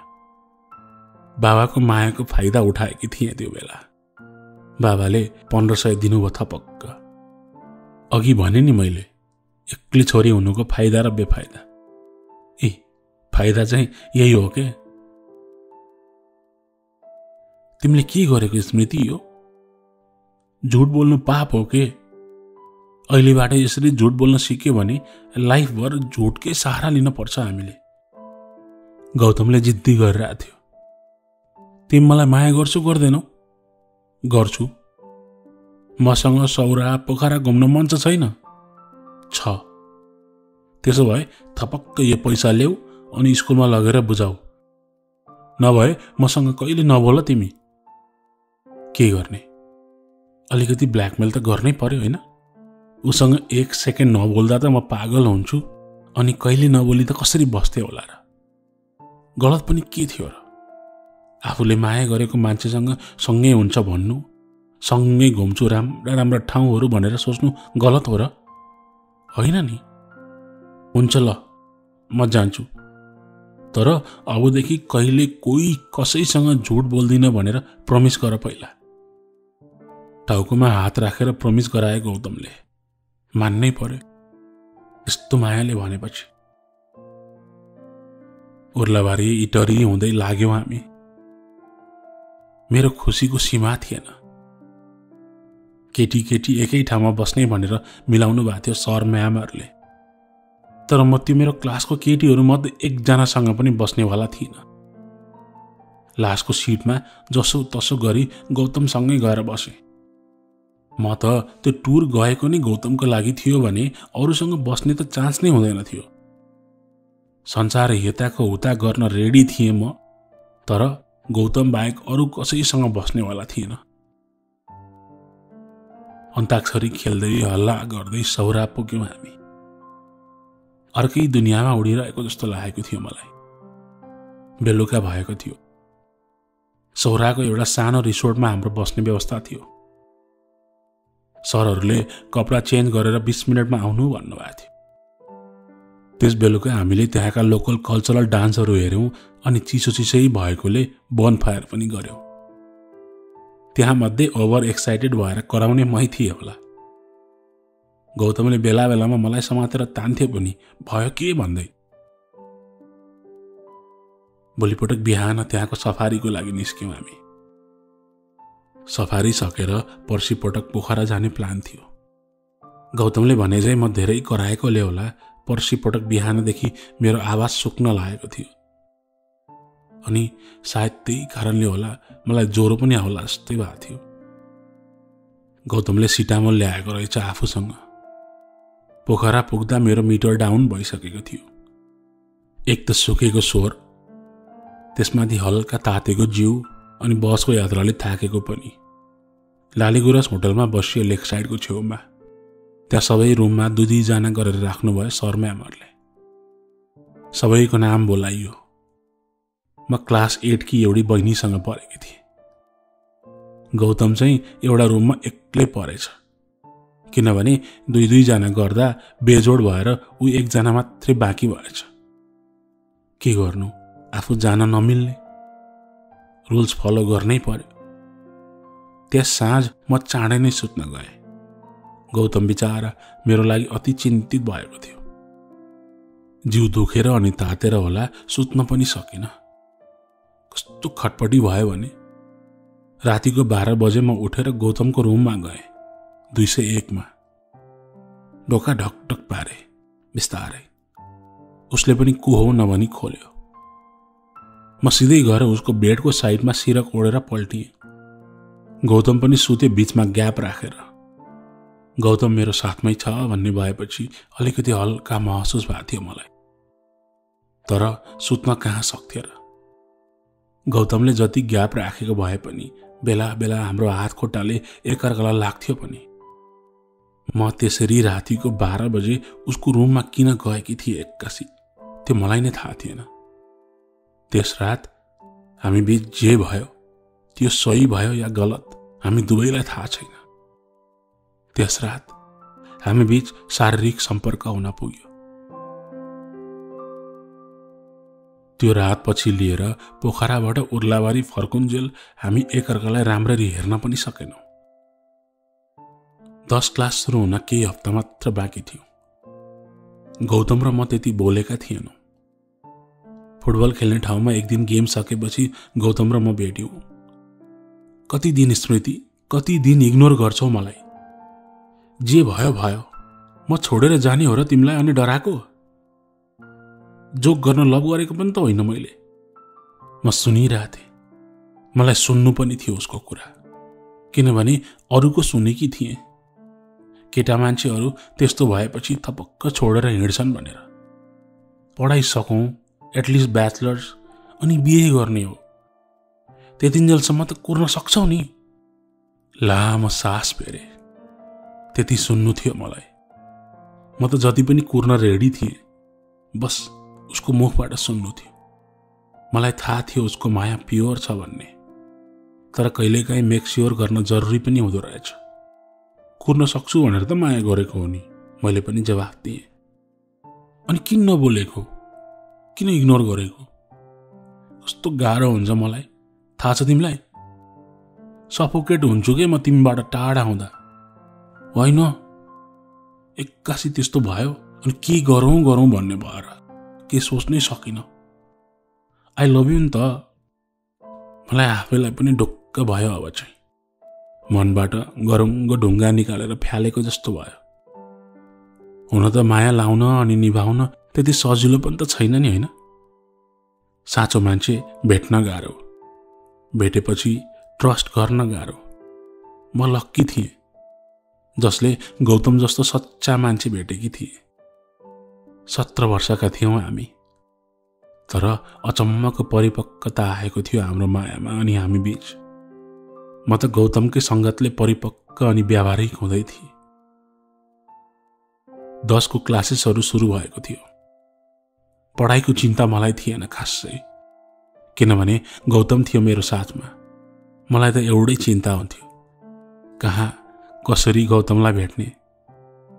स्कुलमा हुन्छ कि फुटबल खेल्ने ठाउँमा हुन्छ कि साथीहरूसँग ग्रुप स्टडी भन्दै ढाँटेर उसको घरमा अनि कहिलेकाहीँ मुभी हलमा। लुकी लुकी गौतमको घरमा धेरै गहिरानी भएर होला गौतमको मम्मीले चाहिँ सायद थाहा पाइसक्नु भएको थियो हामी बिचको सम्बन्ध। अन्जान तरिकाले सपोर्ट नै गर्नुहुन्थ्यो।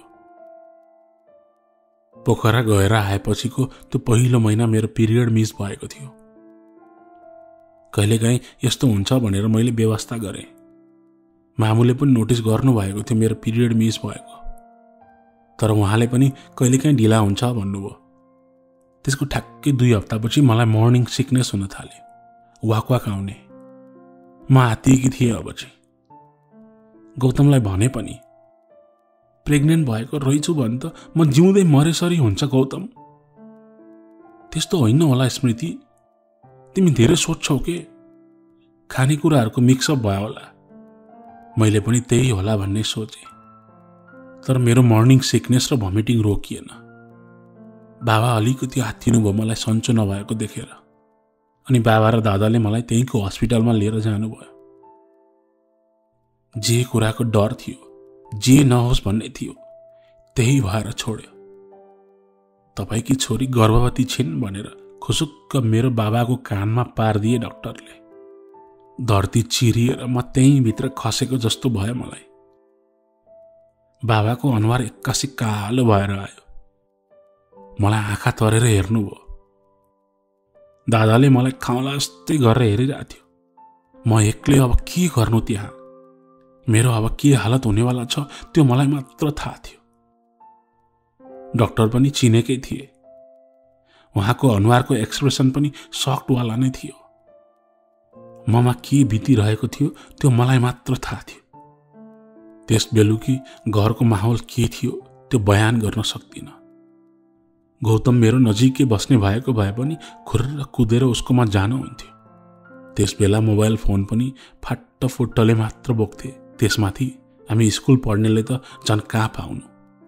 बाबा बैठक कोठाको एकतिर कुनामा, मामु आफ्नो थाप्लोमा हात लाउँदै रुनु भइरहेको थियो।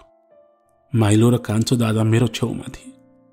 ठुलदादा पागल जस्तो भन्किरहनु भएको थियो। अझै पुलपुलाउनु यसलाई, जान्दिनु एजुकेसनल टुरमा, खत्रै नलेज लिएर आइछे त। म रोइरहेकी थिएँ। कान्छो दादाले मलाई होल्ड गरिरहेको थियो। 17 वर्षकी छोरी बिहे नगरी गर्भवती भइछे भनेर संसार हँसाउने भयो होइन अब हामीले। मामु कराउन थाल्नुभयो। ठाउँमा राख्नुहोस् यसलाई, जे भन त्यही मानेर टाउकोमा नचढाउनुहोस् भनेको हो त मैले। सुन्नुभयो? ऐ स्मृति, कसको बोकेर आइस भन् त। मामुको त्यो वचनले कस्तो घोचिरहेको थियो मलाई। बाबा आफै सोच्नुहोस्, हाम्रो यत्रो इज्जत छ मङ्गलबारे उर्लाबारीदेखि लिएर दमकसम्म। सबैले झुकेर नमस्ते गर्छन्। अब के तिनीहरूको अघि मुख लुकाएर हिँड्नुहुन्छ? थुक्छन् हामीलाई सबैले। बाबा केही बोल्नु भएको थिएन। त्यत्रो बेरसम्म एक शब्द बोल्नु भएन। एबोर्सन भन्दा अब अरू कुनै उपाय छैन। ठुलदादाले फेरि भन्यो। म रुन बाहेक केही गर्न सकेकी थिएन। गर्न पनि के नै सक्थ्यो र। म माथि परेको वज्रपात मलाई नै थाहा थियो। अचानकको पीर खुकुरीलाई कहाँ थाहा हुन्छ र। आजबाट यसको स्कुल बन्द, बाहिर जान बन्द, सबै बन्द। अब यो ठाउँ छोडेर जाने बन्दोबस्त मिलाउनुहोस् तपाईँ। मामु बुदबुदाउँदै किचनमा पस्नुभयो। हर दिन हर रात म आफैसँग रुँदै कोठामा दिन बिताउँदै थिएँ। कहाँ छौ गौतम तिमी? मलाई तिम्रो खाँचो छ, आऊ मलाई लिएर जाऊ यहाँबाट भनी गुहार्थे पनि। तर सुन्थ्यो कसले? म आफ्नै घरमा कैदी भएकी थिएँ। गौतमले पनि के गरोस् बिचारा, भेट्ने अरू कुनै उपाय पनि थिएन। उसलाई त यो सबै थाहा पनि थिएन। मलाई त्यही कोठाभित्र आत्महत्या गरौँ कि भन्ने ख्याल नआएको पनि होइन। तर म हार्दिनँ। एकपटक गौतमलाई नभेटी त म यस्तो कमजोर कदम चाल्दिनँ भनी आफैलाई मनाएँ। धेरै दिन भएको थियो कोठामा बस्दा बस्दा। ठुलदादा मामु मसँग बोल्दैन थिए। सबैभन्दा डर मलाई बाबाको थियो। उहाँले आजको दिनसम्म केही रियाक्सन नै दिनुभएको थिएन। उहाँको मनमा के थियो पनि थाहा पाउन सकेकी थिइनँ मैले। खानेकुराहरू रुमभित्र सानदादाले ल्याइदिन्थ्यो। रुममा बस्दा बस्दा वाक्क पनि लाग्यो। अनि पिरो अमिलो केही खान मन लागेको थियो। घरछेउको चोकमा मिथुन भन्ने दाइले अति मिठो चटपटे बनाउनुहुन्थ्यो। सानदादालाई जाम्न भने। उसले मार्नुहुन्छ भन्यो। त बाहेक को छ यो घरमा मलाई बुझ्ने? तैँले नै यस्तो भनिस् भने म त मरे भइगयो नि, रुँदै भन्ने सानदादालाई। ल ल म केही गर्छु। स्मृतिलाई उसको पर्सनल केटीवाला कुराहरू किन्नुपर्ने भएछ। यही माथिको चोकबाट हो, मनीसँगै जान्छु, गएर आउँछु है भनेर ठुलदादालाई भनेछ। 20 मिनटमा ठ्याक्क आइपुग्नु घडी हेरेर भन्नुभएछ ठुलदादाले। 4:30 बजेको थियो बेलुकाको। चोकमा पुगे। जिउ भारी भएको थियो। बिस्तारै हिँड्दै गए सान्दादासँग। चटपटे बनाउने मिथुन दाईकोमा त्यति भिडभाड थिएन। दाई एउटा झालमुरी भने मैले। सान्दादाले खाना मानेन। चटपटे तयार भएपछि पैसा दिएँ मैले। मिथुन दाईले फिर्ता सहित एउटा सानो चिट दिनुभयो। चिट खोलेर हेरे।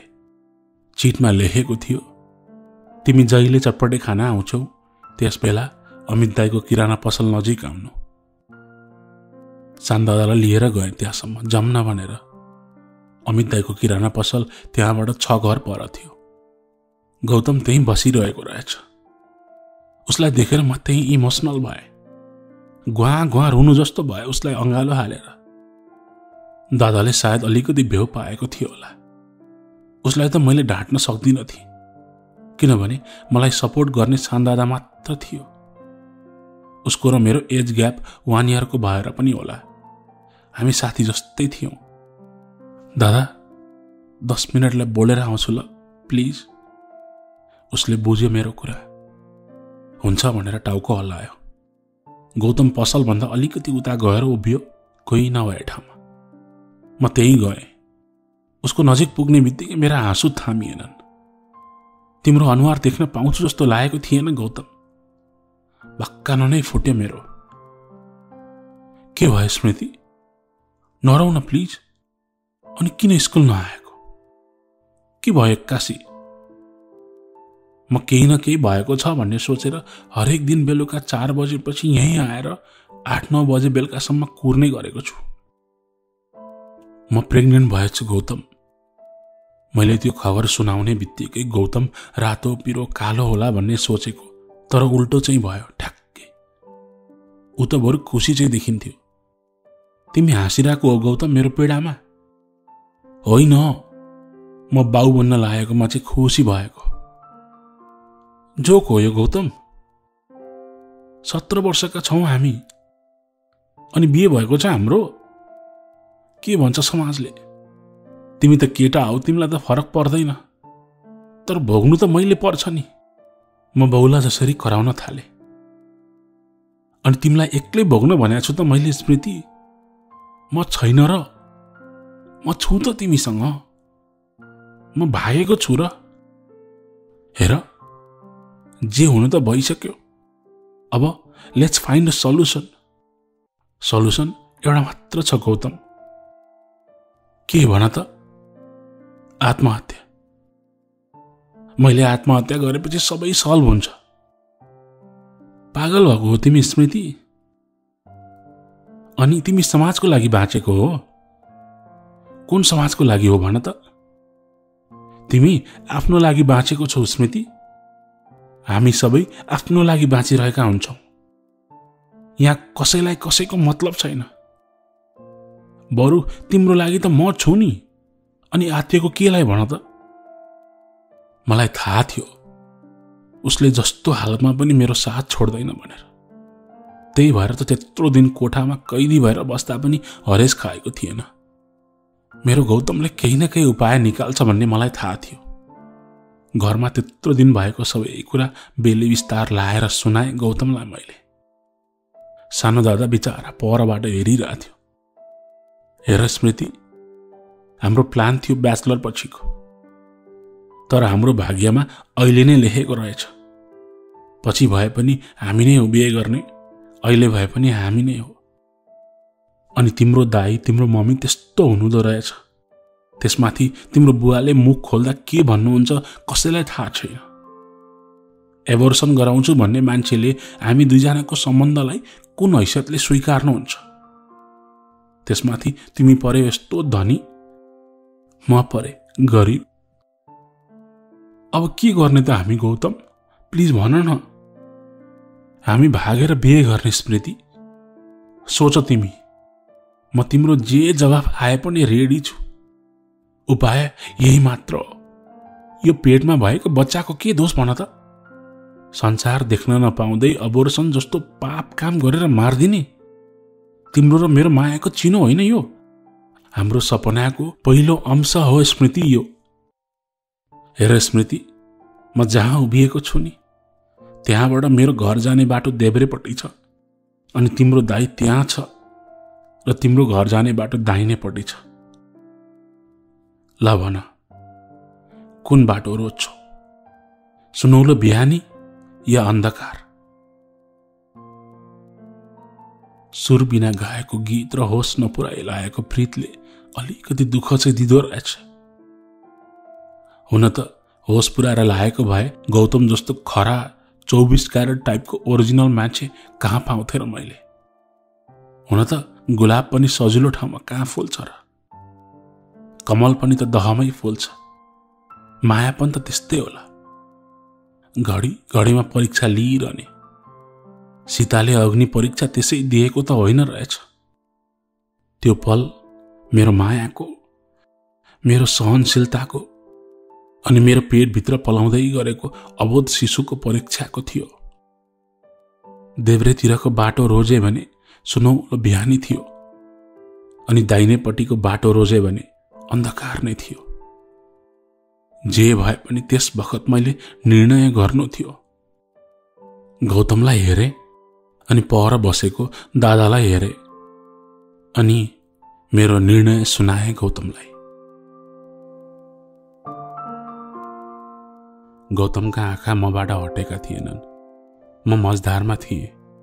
सुनौलो बिहानीमा आफूलाई भन्दा बेसी माया गर्ने मेरो गौतम थियो। उता अन्धकार नै भए पनि मेरो आफ्नो परिवार थियो। समय कम थियो मसँग, निर्णय भने ठुलो लिनु थियो। गौतम, एउटा प्रमिस गर ल, भोलि मेरो फ्यामिलीले समाज लाएर पुलिस प्रशासन लाएर हामीलाई छुटाउन खोज्यो भने मलाई छोड्छौ, गिभ अप गर्छौ? यहाँबाट अब ठक्कर नै ठक्करको सामना गर्नुपर्छ। तयार छौ तिमी?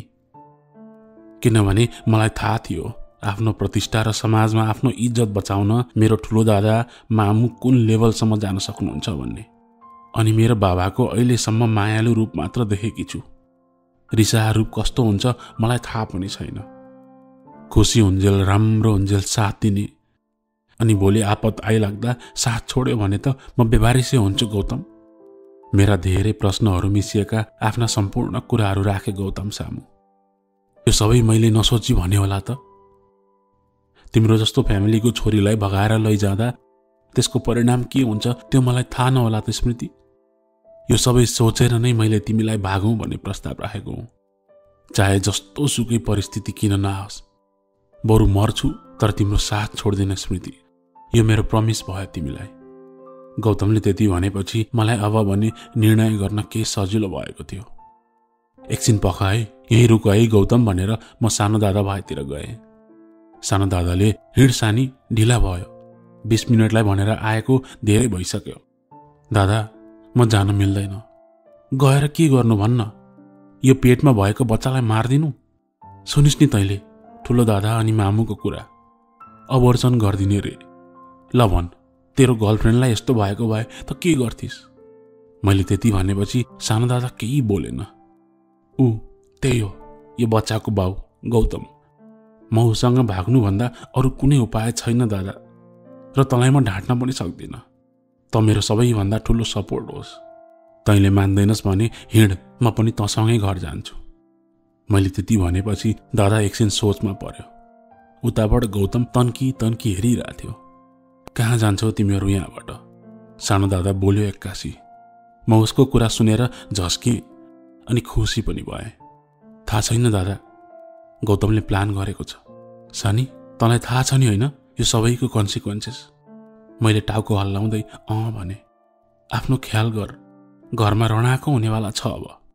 मेरो ढाड खुस्काउँछ अब ठुल दादाले भन्दै थियो सानो दादा। यहाँ रमिता हेरेर नबस, जाने भए गइहाल, नत्र मेरो माइन्ड चेन्ज हुन सक्छ है। म दादालाई हेर्दै मुस्कान र स्याडनेस एकैपटक मुहारमा बटुलेर त्यहाँबाट गौतम भएतिर गएँ। सानो दादा घरतर्फ गयो। मलाई देखेर गौतम उठ्यो। सुनौलो बिहानी नै रोजे मैले गौतम। आशा छ यहाँ चाहिँ अन्धकार हुने छैन। म कुपी बालेर भए पनि उज्यालो बनाउने छु स्मृति तिम्रो लागि। रोमान्टिक हुने बेला हो यो गौतम। बरु भन न, प्लान चाहिँ के छ? पोखरा जाने? कस्तो अचानक के फेरि? न लुगा छ न पैसा छ मसँग। तिमी किन चिन्ता गर्छौ स्मृति? मैले सबै म्यानेज गरिसकेको छु। गौतमले आफ्नो ब्यागबाट केही लुगा अनि पैसा देखाउँदै भन्यो। कहिलेदेखिको तयारी थियो गौतम यो? अनि म यहाँ चटपटे खान नआएको भए के हुन्थ्यो? फेरि यो पैसा कहाँबाट ल्यायो तिमीले?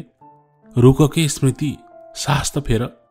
अहिले नै सबै कुरा सोध्छौ, भन्छु त बिस्तारै। हिँड यहाँबाट। चोकको नाइट बस स्ट्यान्डबाट पोखराको टिकट काट्यो गौतमले। झन्डै झन्डै लास्टको सिट पाइएको थियो। बसले आफ्नो गति लियो। मलाई मेरो मनमा अघिको प्रश्नको जवाफ नआएकोमा अझै नै खुल्दुली भइरहेको थियो। पैसा कहाँबाट आयो कि गौतम? बिर्सेको छैनौ है अझै तिमीले? केही पैसा साथीहरूले दिए, केही आमाको पेवाबाट जोगाउनु भएको रहेछ, त्यही दिनुभयो। अनि तिमी एक दिन न एक दिन त त्यहाँ आउँछौ भन्ने विश्वासले नै हरेक दिन म त्यो चटपटेवालको नजिक जान्थे। माया गर्ने मान्छेले आफ्नो मायामा त्यति विश्वास त गर्नु पर्यो नि, होइन? नत्र के माया है? कस्तो क्युट के गौतम तिमी, भन्दै गौतमको छातीमा लोटपुटिएँ म। जिन्दगीले कस्तो मोडहरू लिँदो रहेछ है। एउटा स्कुलमा 9 र 10 क्लास नभएर अर्को स्कुलमा ट्रान्सफर भएर गएकी मान्छे म आज नयाँ जिन्दगी सुरु गर्नको लागि घरबाट भागेर कतै जाँदै थिएँ। मेरो लाइफमा यति चाँडै यस्तो हुन्छ भन्ने मैले कहिले सोचेको थिएँ होला र? जिन्दगी भनेकै अनएक्सपेक्टेड कुराहरूको मिश्रण नै त हो, होइन? पोखरा सायद हाम्रो लागि अति लक्की नै रहेछ जस्तो लाग्यो। नत्र घरिघरि त्यसरी तानेर किन लान्थ्यो र हामीलाई? गौतम मान्छे पढन्दास भए पनि गजबको रोमान्टिक रहेछ। हामी स्कुलबाट टुर जाँदा जुन होटलमा बसेका थियौँ, लाली गुराँस, त्यही होटलमा लिएर गयो अनि जसो तसो रिक्वेस्ट गरेर 201 नम्बर रुम नै मिलायो। जुन होटलको कोठाबाट हाम्रो मायाले दोस्रो स्टेप चालेको थियो, हाम्रो सम्पूर्ण नयाँ जिन्दगी पनि त्यही कोठाबाट सुरु हुँदै थियो। स्कुलको त्यो ग्रुपमा घुम्नु र गौतमको हातमा हात मिलाई 2 जना मात्र पोखराको रमणीय ठाउँहरू घुम्नुको आनन्द नै बेग्लै थियो। फेवातालको पानी जस्तै म पनि गौतमको मायामा बगिरहेकी थिएँ एकै नासले। मलाई त कस्तो पोखरामै घर किनेर बसौँ जस्तो लाग्यो गौतम भनेर महेन्द्र गुफा घुम्दै गर्दा भनेकी थिएँ मैले। असम्भव नै के छ र यो संसारमा स्मृति? एक दिन यो सपना पनि पूरा हुन्छ तिम्रो, है? जस्तो सुकै कुरामा पनि हौसला दिने उसको बानीले त मलाई सपनाहरू देख्नुपर्छ अनि त्यसको लागि मेहनत गर्नुपर्छ अनि त अवश्य पूरा हुन्छ भन्ने उत्साह थपिदिन्थ्यो। पोखराको बसाई अत्यन्तै रोमाञ्चक अनि लाइफ चेन्जिङ थियो मेरो लागि। मैले संसार भुलेकी थिएँ। आफ्नै घरको कोठामा बन्धक भएर बसेकी म अहिले उडिरहेकी थिएँ। त्यहाँ बसेको 3 हप्तापछि गौतमले अब घर जानुपर्छ अनि रीतिरिवाज अनुसार भित्राउनु पर्छ तिमीलाई भनेर उसैको सल्लाह अनुसार हामी उसको घर अर्थात् अब मेरो हुनेवाला घर आइतबारेतर्फ लाग्यौं। बिचारा सानो दादालाई घरमा कति पीडा दिए होलान् भन्ने पनि थियो मनमा, तर उसलाई सम्पर्क गर्ने मसँग केही स्रोत नै थिएन। आइतबारे पुग्यौं हामी। गौतमको मम्मीले दियो अनि फूल टिकाले स्वागत गर्नुभयो ढोकाबाट। उनको सानी बहिनीले मेरो साथ छोडेकी थिएनन्। मेरो घरमा म माथि गरेको व्यवहार र गौतमको बुवा आमाले मलाई गर्नुभएको व्यवहार देखेर म अचम्मित भएकी थिएँ। पण्डित बाजेलाई पर्सि बिहानै बोलाएर अनि राम्रो लगन हेरेर मन्दिरमा गएर बिहा गर्ने सल्लाह भयो गौतमको मम्मी ड्याडी अनि हामी सबैको। मैले सोचेकी थिएँ गौतमको मम्मी ड्याडीहरूले केही अप्ठ्यारो मान्नु होला, नाइनास्ती गर्नु होला भनेर, तर उहाँहरूले मलाई सहर्ष स्वीकार्नु भएको थियो। सोच नै त रहेछ आखिर समाजले के भन्छन् भन्ने सोचेर आफ्नो छोराछोरीमाथि अन्याय गर्ने हो कि अब जे हुनु भइसक्यो, आफ्नो सन्तान हो, हामी बाहेक को छ र उनीहरूको भनेर सपोर्ट गरी वातावरण सहज बनाउने हो। गौतमको बुवाले जे भए पनि एकपटक स्मृतिको घरमा खबर गर्नुपर्छ। एउटी मात्र छोरी, आफ्नो छोरीको कन्यादान दिने हक त हरेक बुवा आमालाई हुन्छ भनेर भन्दै हुनुहुन्थ्यो। ठुलो मान्छे बोलेको ठाउँमा म बोलिन। भनेको जस्तो सजिलो छैन बुवा उसको फ्यामिलीसँग डिल गर्न भनेर सम्झाउँदै थियो गौतमले। पर्सिपटक बिहान पण्डित बाजेको बाटो हेरेर बसिरहेका हामी ढोकामा मेरो बाबा र ठुलो दादालाई देखेर मलाई त 1000 वाटको करेन्टको झट्का लागे झैं भयो। गौतम अक्क न भक्क भएर बस्यो। गौतमको ड्याडी मम्मी पनि को हो भनेर एकछिन अकमकिनु भएको थियो। त्यही बेला मेरो बाबाले म स्मृतिको ड्याडी अनि यो स्मृतिको ठुलो दाई भन्दै नमस्ते गर्दै आफ्नो परिचय दिनुभयो। गौतमको मम्मी सारीको फेराले आफ्नो टाउको ढाक्दै ओहो आउनु न भन्दै खुसी हुँदै भित्र बोलाउनु भयो। गौतमको ड्याडी पनि खुसी देखिनुहुन्थ्यो। म त्यस बेला कसरी रियाक्ट गर्नु नै थाहा पाइरहेको थिइनँ। गौतमले पनि मेरो बाबा र दादालाई नमस्ते गर्यो। दादाको अनुहारमा कुनै रियाक्सन थिएन। उसको रिस अझै मरेको छैन भनेर प्रष्ट फिल हुन्थ्यो। बच्चाबच्चीहरूले आफै सबै निर्णय गरिहालेछन्, अब जे हुनु त भइहाल्यो, रीतिरिवाज अनुसार बिहे गरौँ भनेर हजुरहरूसँग सल्लाह गर्ने कुरा गर्दै थिए म जाहानसँग हिजो। आज हजुरहरू नै आइपुग्नु भएछ। गौतमको बुवा मेरो बाबालाई हेरेर यो सबै कुरा भन्दै हुनुहुन्थ्यो। मेरो बाबा त्यहाँ गौतमको घरको सिलिङ अनि वरपर निहाल्दै हुनुहुन्थ्यो। हजुर हो नि, हजुरले एकदम सही कुरा गरिबक्स्यो। त्यही भएर आज हामी पनि त्यस्तै प्रस्ताव लिएर आएका हजुर। म छक्क परे। केही समय अघि मात्र घरमा त्यस्तो बबन्डर मचेको थियो, अनि एक्कासी अहिले यो सबै। हुन त त्यस बेला बाबा केही बोल्नु त भएको थिएन। भनेपछि बाबा सधैँ मेरो सपोर्टमै हुनुहुन्थ्यो। मलाई आफ्नो बाबाको कस्तो माया लागेर आयो त्यो बेला। छोरीको लागि बाबा भनेको त बाबा नै हो रहेछ। हजुरहरू पनि पण्डितसँग सल्लाह गर्छौ, हामी पनि उता देखाउँछौँ, एउटा राम्रो साइत हेरौँ, अनि हजुरहरू जन्ती लिएर आइस्यो न, हुन्न? मेरो बाबा हाँस्दै गौतमको ड्याडीसँग यस्ता कुराहरू गर्दै हुनुहुन्थ्यो। गौतमको मम्मीले चिया लिएर आउनुभयो। दादाले म चिया लिने गरेका छैन भन्यो। बाबाले लिनुभयो। ओहो, यो त झन् गजबको कुरा भयो नि। हामीले त चाहे कि यही हो, यही महिनाकै लगन निकाल्ने कोसिस गरौँ अनि सबै यही महिनामै सकौँ है हजुर। गौतमको ड्याडीले मेरो बाबालाई यो प्रस्ताव राख्नुभयो। हजुरको जो आज्ञा हजुर। हजुरहरू जस्तो असल परिवारसँग साइनो गाँस्न पाउनु हाम्रो भाग्य हो भन्दै बाबा खुसी हुँदै मजाले हाँस्न थाल्नुभयो। गौतम र म एकअर्कालाई हेरेर खुसी भयौँ। कस्तो ठुलो रिलिफ भयो मलाई। साँचो मायाको जित त हुँदो रहेछ, बस धैर्य गर्नुपर्ने रहेछ। ल हजुर, हामी लाग्छौँ। अनि के स्मृतिलाई आज हामी लिएर जाउँ कि हजुरहरूले छोडिदिन्छ भोलितिर? बाबा उठ्नुभयो दादासँगै। होइन हजुर, आफ्नै छोरी लिएर जान कहाँ हामीलाई सोधिराख्नु भए? नानी ल बाबासँग जान तयार हो है भनेर गौतमको बाबाले मलाई आदेश दिनुभयो। म भित्र गएर तयार भएर खुसी हुँदै बाबा र दादासँग निस्किएँ। आफ्नो परिवार बिनै बिहे गर्नुपर्ने भयो भनेर मनमा कतै न कतै त खल्लो लागेको थियो। तर अब त मैले जे सोचेको त्यही भइरहेको थियो। घर पुगे खुसी हुँदै। घरमा सबै सामानहरू प्याक गरेर मिलाएर राखेको रहेछ। मामु मलाई देखेर त्यति खुसी हुनु भएन। सानो दादा घरमा थिएन। खै भनेर सोधे। मामा घर गएको छ भन्नुभयो रुखको स्वरमा मम्मीले। अनि यो प्याकिङ सबै के हो बाबा? घर रङ गर्न लागेको हो भनेर सोधेँ मैले। हाम्रो जिन्दगी बेरङ गरेर अब कुन घर रङ्गाउनु? सबैको मुखमा कालो रङ पोतेर पुगेन छोरी तिमीलाई? बाबा गर्जिनु भयो एक्कासी। मैले त्यस्तो रिसारूप कहिले देखेको थिएन बाबाको। उर्लाबारीमा कसरी बस्नु यो मुख देखाएर? अलिअलि भएको इज्जत त सबै माटोमा मिलाइदियो छोरी तिमीले। मैले अब प्रष्ट बुझेँ सबै कुरा। अघि गौतमको घरमा गरेको सबै नाटक रहेछ मलाई घरसम्म ल्याउनको लागि। मेरो हात खुट्टा काम्न थाले। अब झुटो बोलेर झुटो आश देखाउने बाबा तपाईँ भन्दै रुँदै चिच्याउन थाले। म के सोचेको थियौ छोरी तिमीले? त्यो हैसियत नभएको परिवारसँग म थपक्क तिम्रो बिहा गरिदिन्छु भन्ने सोचेको थियौ? म मर्छु छोरी, तर त्यस्तो कहिले हुन दिन्न। बाउ बाजेबाट कमाएको इज्जत अनि प्रतिष्ठा हो यो। भोलि बिहान 5 बजे हामी यहाँबाट सधैँको लागि सर्दैछौँ। के सामान छ सबै प्याक गर भन्दै बाबा माथिल्लो तलामा जानुभयो। तिमीले अब फेरि एक कदम गलत चाल्यौ भने मेरो मरेको मुख देख्नेछौ छोरी। अब तिमी गयौ भने फर्केर आउँदा तिम्रो बाबाको लास देख्नेछौ। माथिल्लो तलामा जाँदै गरेको बाबाले भर्याङमा रोकिएर मलाई हेरेर यति भन्नुभयो। अरूबाट त मलाई आश थिएन, तर मैले रोल मोडल मानेको मान्छे मेरो बाबाले मलाई मिठो धोका दिनुभएको थियो। फिल्ममा देखेको थिएँ, तर आज बाबाले त्यस्तै नाटक गर्नुभयो गौतमको घरमा। एकछिनमा सारा सपना चकनाचुर भएर भुइँमा फुटे। सिसाको घर जस्तै भित्र भित्र भएर त्यो रातभर रोएँ म।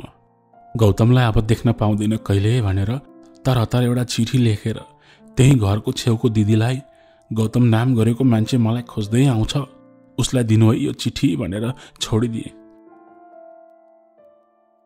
मेरो प्यारो गौतम, सुरुमा तिमीलाई धेरै माया। मेरो लागि घाम पानी भोक तिर्खा सबै तिमी बिना त मेरो आँत नै सुकेर आउँछ। गौतम, तिमीसँग बिहे गरिदिने सबै नाटक रहेछ। घर आएपछि बल्ल थाहा भयो घरमा सबै तयारी भएको रहेछ। आएको दिनको त्यो साँझ मैले थाहा पाएँ कि बिहानै त्यो ठाउँ छोडेर जाने भन्ने। तिमी भए ठाउँमा कति आउन खोजे, तर कसरी आउँथे गौतम? सबैले रोकेर मलाई कोठामा थुनेर राखेका थिए। कति रोएँ म। अनि कसरी कसरी यो चिठी तिमीलाई दिनु है भनेर पल्लो घरको दिदीको हातमा दिएकी छु। हाम्रो बच्चालाई पनि एभर्सन गरेर फ्याँक्ने धम्की दिएका छन्। गौतम, हाम्रो माया चोखो छ भने अवश्य भेट हुनेछ। म तिम्रो हुँ, अरू कसैसँग जबरजस्ती बिहे गरिदिए भने पनि मेरो जिउँदो लास पाउनेछ जसले मसँग बिहे गर्नेछ। मेरो तन मन वचन सबै तिम्रो हो।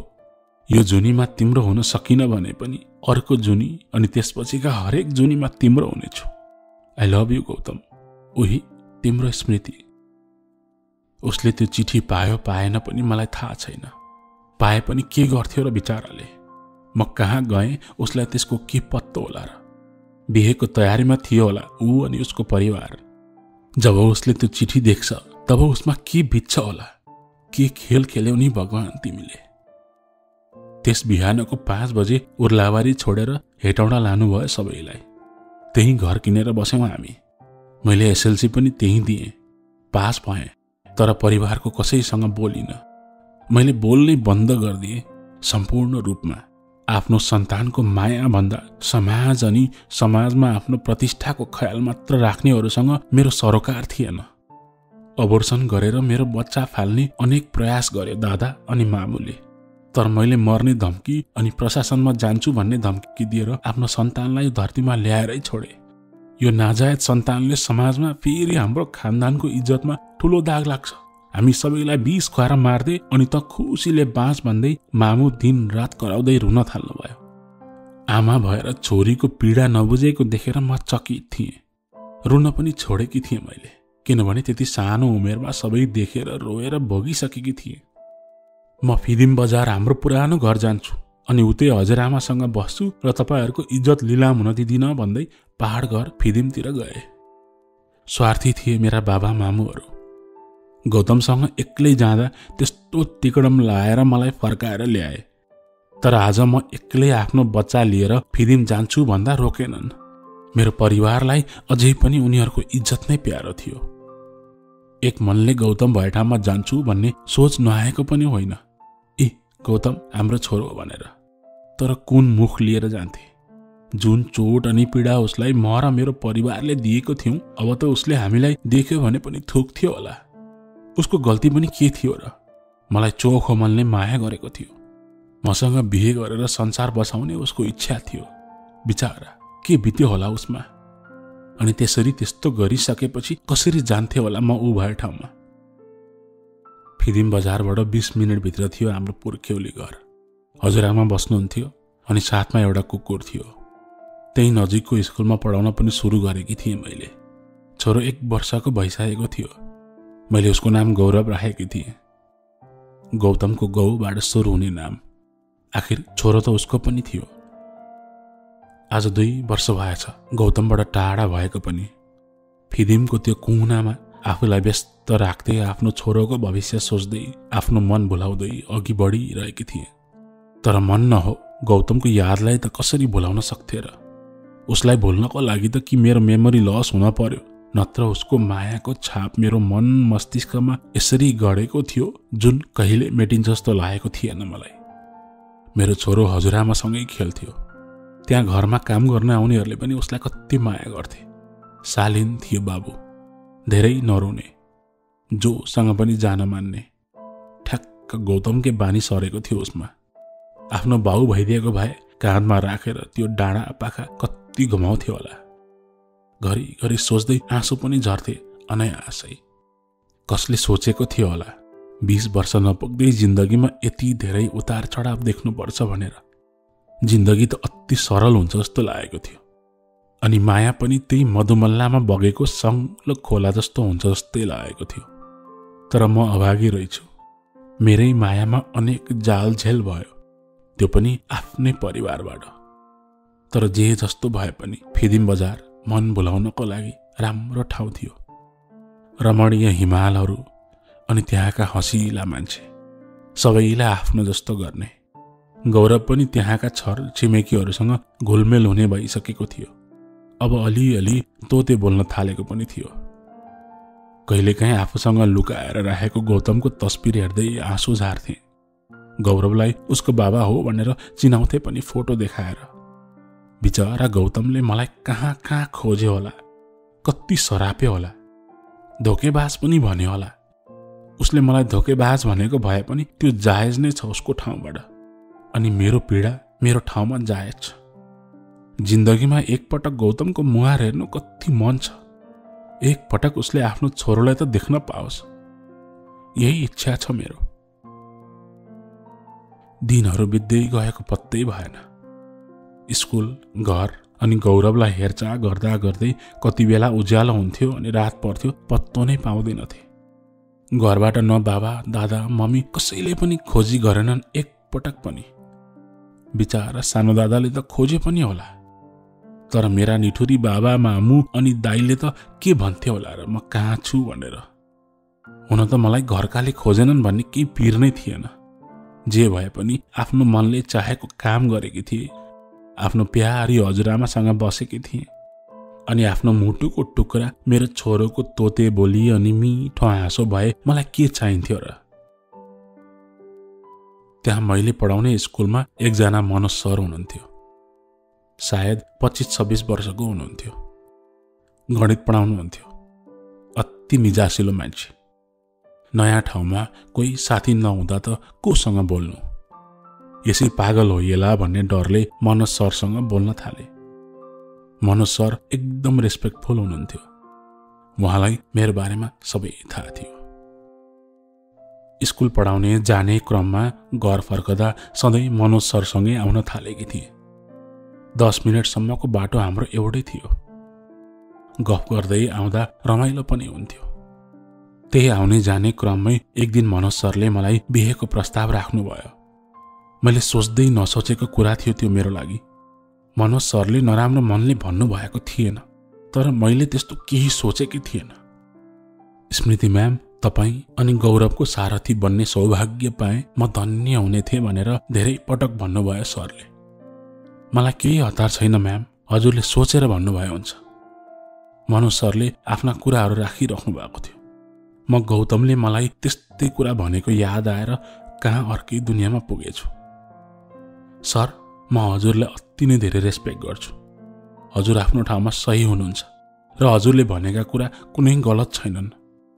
तर हजुरको लागि म सही मान्छे होइन। म गौरवको बाबा भन्दा अरू कसैको बारेमा सोच्न सक्दिनँ। आशा छ हजुरले मेरो कुरा बुझ्नुहुनेछ। मैले त्यति भनिरहँदा मनोज सर मन्दा हाँसे झै गरी मुस्काउनु भयो। उहाँको त्यो देखावटी हाँसो थियो। पक्का पनि उहाँको मन दुखेको थियो होला। मलाई माफ गरिदिनु है मनोज सर। अरे म्याम, तपाईँले किन सरी भन्नुभएको? मैले प्रस्ताव राखेँ, त्यो मेरो कुरा थियो नि। हजुरले अस्वीकार गर्न पाउने पूर्ण अधिकार छ नि। यो नसोच्नु कि मेरो प्रस्ताव अस्वीकार भयो भनेर म भोलिबाट तपाईँसँग बोल्न छोड्नेछु। त्यस्तो हुँदैन। यो कुरा यही सकियो। ठ्याक्कै गौतमकै बानी बेहोरा, काटी कुटी, अति बुझकी मान्छे। उमेरले ठूलो भए पनि मनोज शर्मा असल साथी भेटेकी थिएँ मैले। जाडोको मौसम सुरु भएको थियो। अझ हिमाली ठाउँ भएपछि त झन् चिसो बेसी हुने नै भयो। म जुन स्कुलमा पढाउँथेँ त्यहाँको सरसफाई गर्ने दिदीको छोरीको नागरिकता बनाउन अलिकति झमेला भएछ। श्रीमान बित्नु भएको रहेछ। उहाँसँग अलिकति बोल्दिनको लागि जान्ने बुझ्ने मान्छे चाहिएको रहेछ। रुन्चे मुख लाएर मिस जाम्न भन्न थाल्नुभयो। मैले हुन्छ नि त भनेर सँगै गएँ। नगरपालिकाको लेखा शाखामा गयौँ। त्यहाँ बस्नु भएको रिसेप्सनिस्टलाई यस्तो यस्तो भनेर सुनायौँ। पुरानो खरदार साहब सर्व आउनुभयो, अहिले नयाँ आउनु भएको छ, भित्र जानुहोस् भनेर भनेपछि हामी भित्र गयौँ। त्यहाँभित्र 4-5वटा टेबल अनि कुर्सीमा बेग्ला बेग्लै मान्छेहरू आफ्नो कामहरू गर्दै थिए। एउटा कुर्सी नजिकै गएर सोधेँ, नयाँ आउनु भएको खरदार सरलाई भेट्नु थियो? बस्दै गर्नु न, उता फाइलहरू लिन जानुभएको छ। त्यहाँ साइडको बेन्चमा बस्यौँ। उताबाट सुई सुई ढाका टोपी लाएर आफ्नो हातमा फाइल बोकेर नयाँ खरदार सर आउनुभयो। म हेरै भएँ। त्यो नयाँ आएको खरिदार अरू कोही नभएर मेरो गौतम थियो। मेरो गौतम हो, मेरो गौतम। हातमा फाइल लिएर सुई सुई आफ्नो टेबल अघिको कुर्सीमा बस्यो। मतिर हेरेको थिएन उसले। म उसलाई हेरेको हेरै भएँ। मेरो मुख सायद आँको आनै थियो। सुन्नु त, जानुहोस् तपाईँहरू, नयाँ आउनुभएको खरिदार उहाँ नै हो। अर्को दाइले हामीलाई बोलाउनु भयो। मेरो हात खुट्टा कामिरहेका थिए। गौतमले अहिले चाहिँ मलाई देखेछ। उसले फाइल मिलाउँदै थियो। मलाई देखेर शक भएर होला सबै फाइल भुइँमा खसाल्यो। म र दिदी नजिक गएर बस्यौं। गौतमको मुहार कालै भएर आएको थियो। भन्नुहोस्, के थियो तपाईँहरूको? मधुर आवाजमा बोल्यो गौतमले। दिदी मतिर हेर्नुभयो अनि मैले काँप्दै भए पनि सबै कुरा भने। गौतमले प्रक्रिया पुगेको रहेछ भने नहुने भन्ने कुरै हुन्न। तपाईँको फाइल यहीँ रहेछ, म हेर्छु अनि सबै ठिक रहेछ भने तोक लाउन माथि पठाउँछु भन्दै थियो। दिदी तपाईँ कुरा गर्दै गर्नुहोस् ल, मलाई कस्तो गाह्रो भयो भनेर जुरुक्क उठेर हिँडेँ त्यहाँबाट।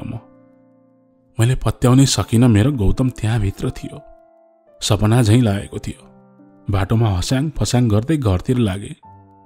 घरि रुन पनि मन लाग्यो, घरि खुसीले हाँस्न पनि। हे भगवान, मैले सपनामा पनि नसोचेको भयो आज। कतै डाँडामा गएर खुसीले चिच्याउँदै भक्कानिएर रुन मन लागेको थियो मलाई। के गरौँ कसो गरौँ भएको थियो मलाई। त्यस साँझभरि म केही गर्नै सकिनँ। छटपट छटपट नै भइरहेको थियो मलाई। कहाँ बस्या होला गौतम? कहिले आएको होला? मलाई देखेर के सोच्यो होला? यस्तै यस्तै कुराले मनमा छटपटी अनि बेचैनी भइरहेको थियो। 7 बजेको थियो। हजुरआमा खाना बनाउँदै हुनुहुन्थ्यो। एक्कासी बाहिर हाम्रो घरको कुकुर भोक्न थाल्यो, एकहोरो गरेर। त्यसरी एकहोरो त कोही नयाँ मान्छे आउँदा मात्रै भोक्थ्यो। फेरि हाम्रो घरमा त्यति साँझ कोही आउने गरेको थिएन। छोरो पनि तोते बोलीमा लकी लकी भन्दै थियो। रकी हाम्रो कुकुरको नाम थियो। बाहिर गएँ म। हातमा झोला बोकेर गौतम आएको रहेछ। लौननी के गरौँ गरौँ भयो मलाई। न कुदेर गएर उसलाई अँगालो हालौँ, के चाहिँ गरौँ गरौँ भयो। के भन्ने हो उसले, के सोच्ने हो मलाई।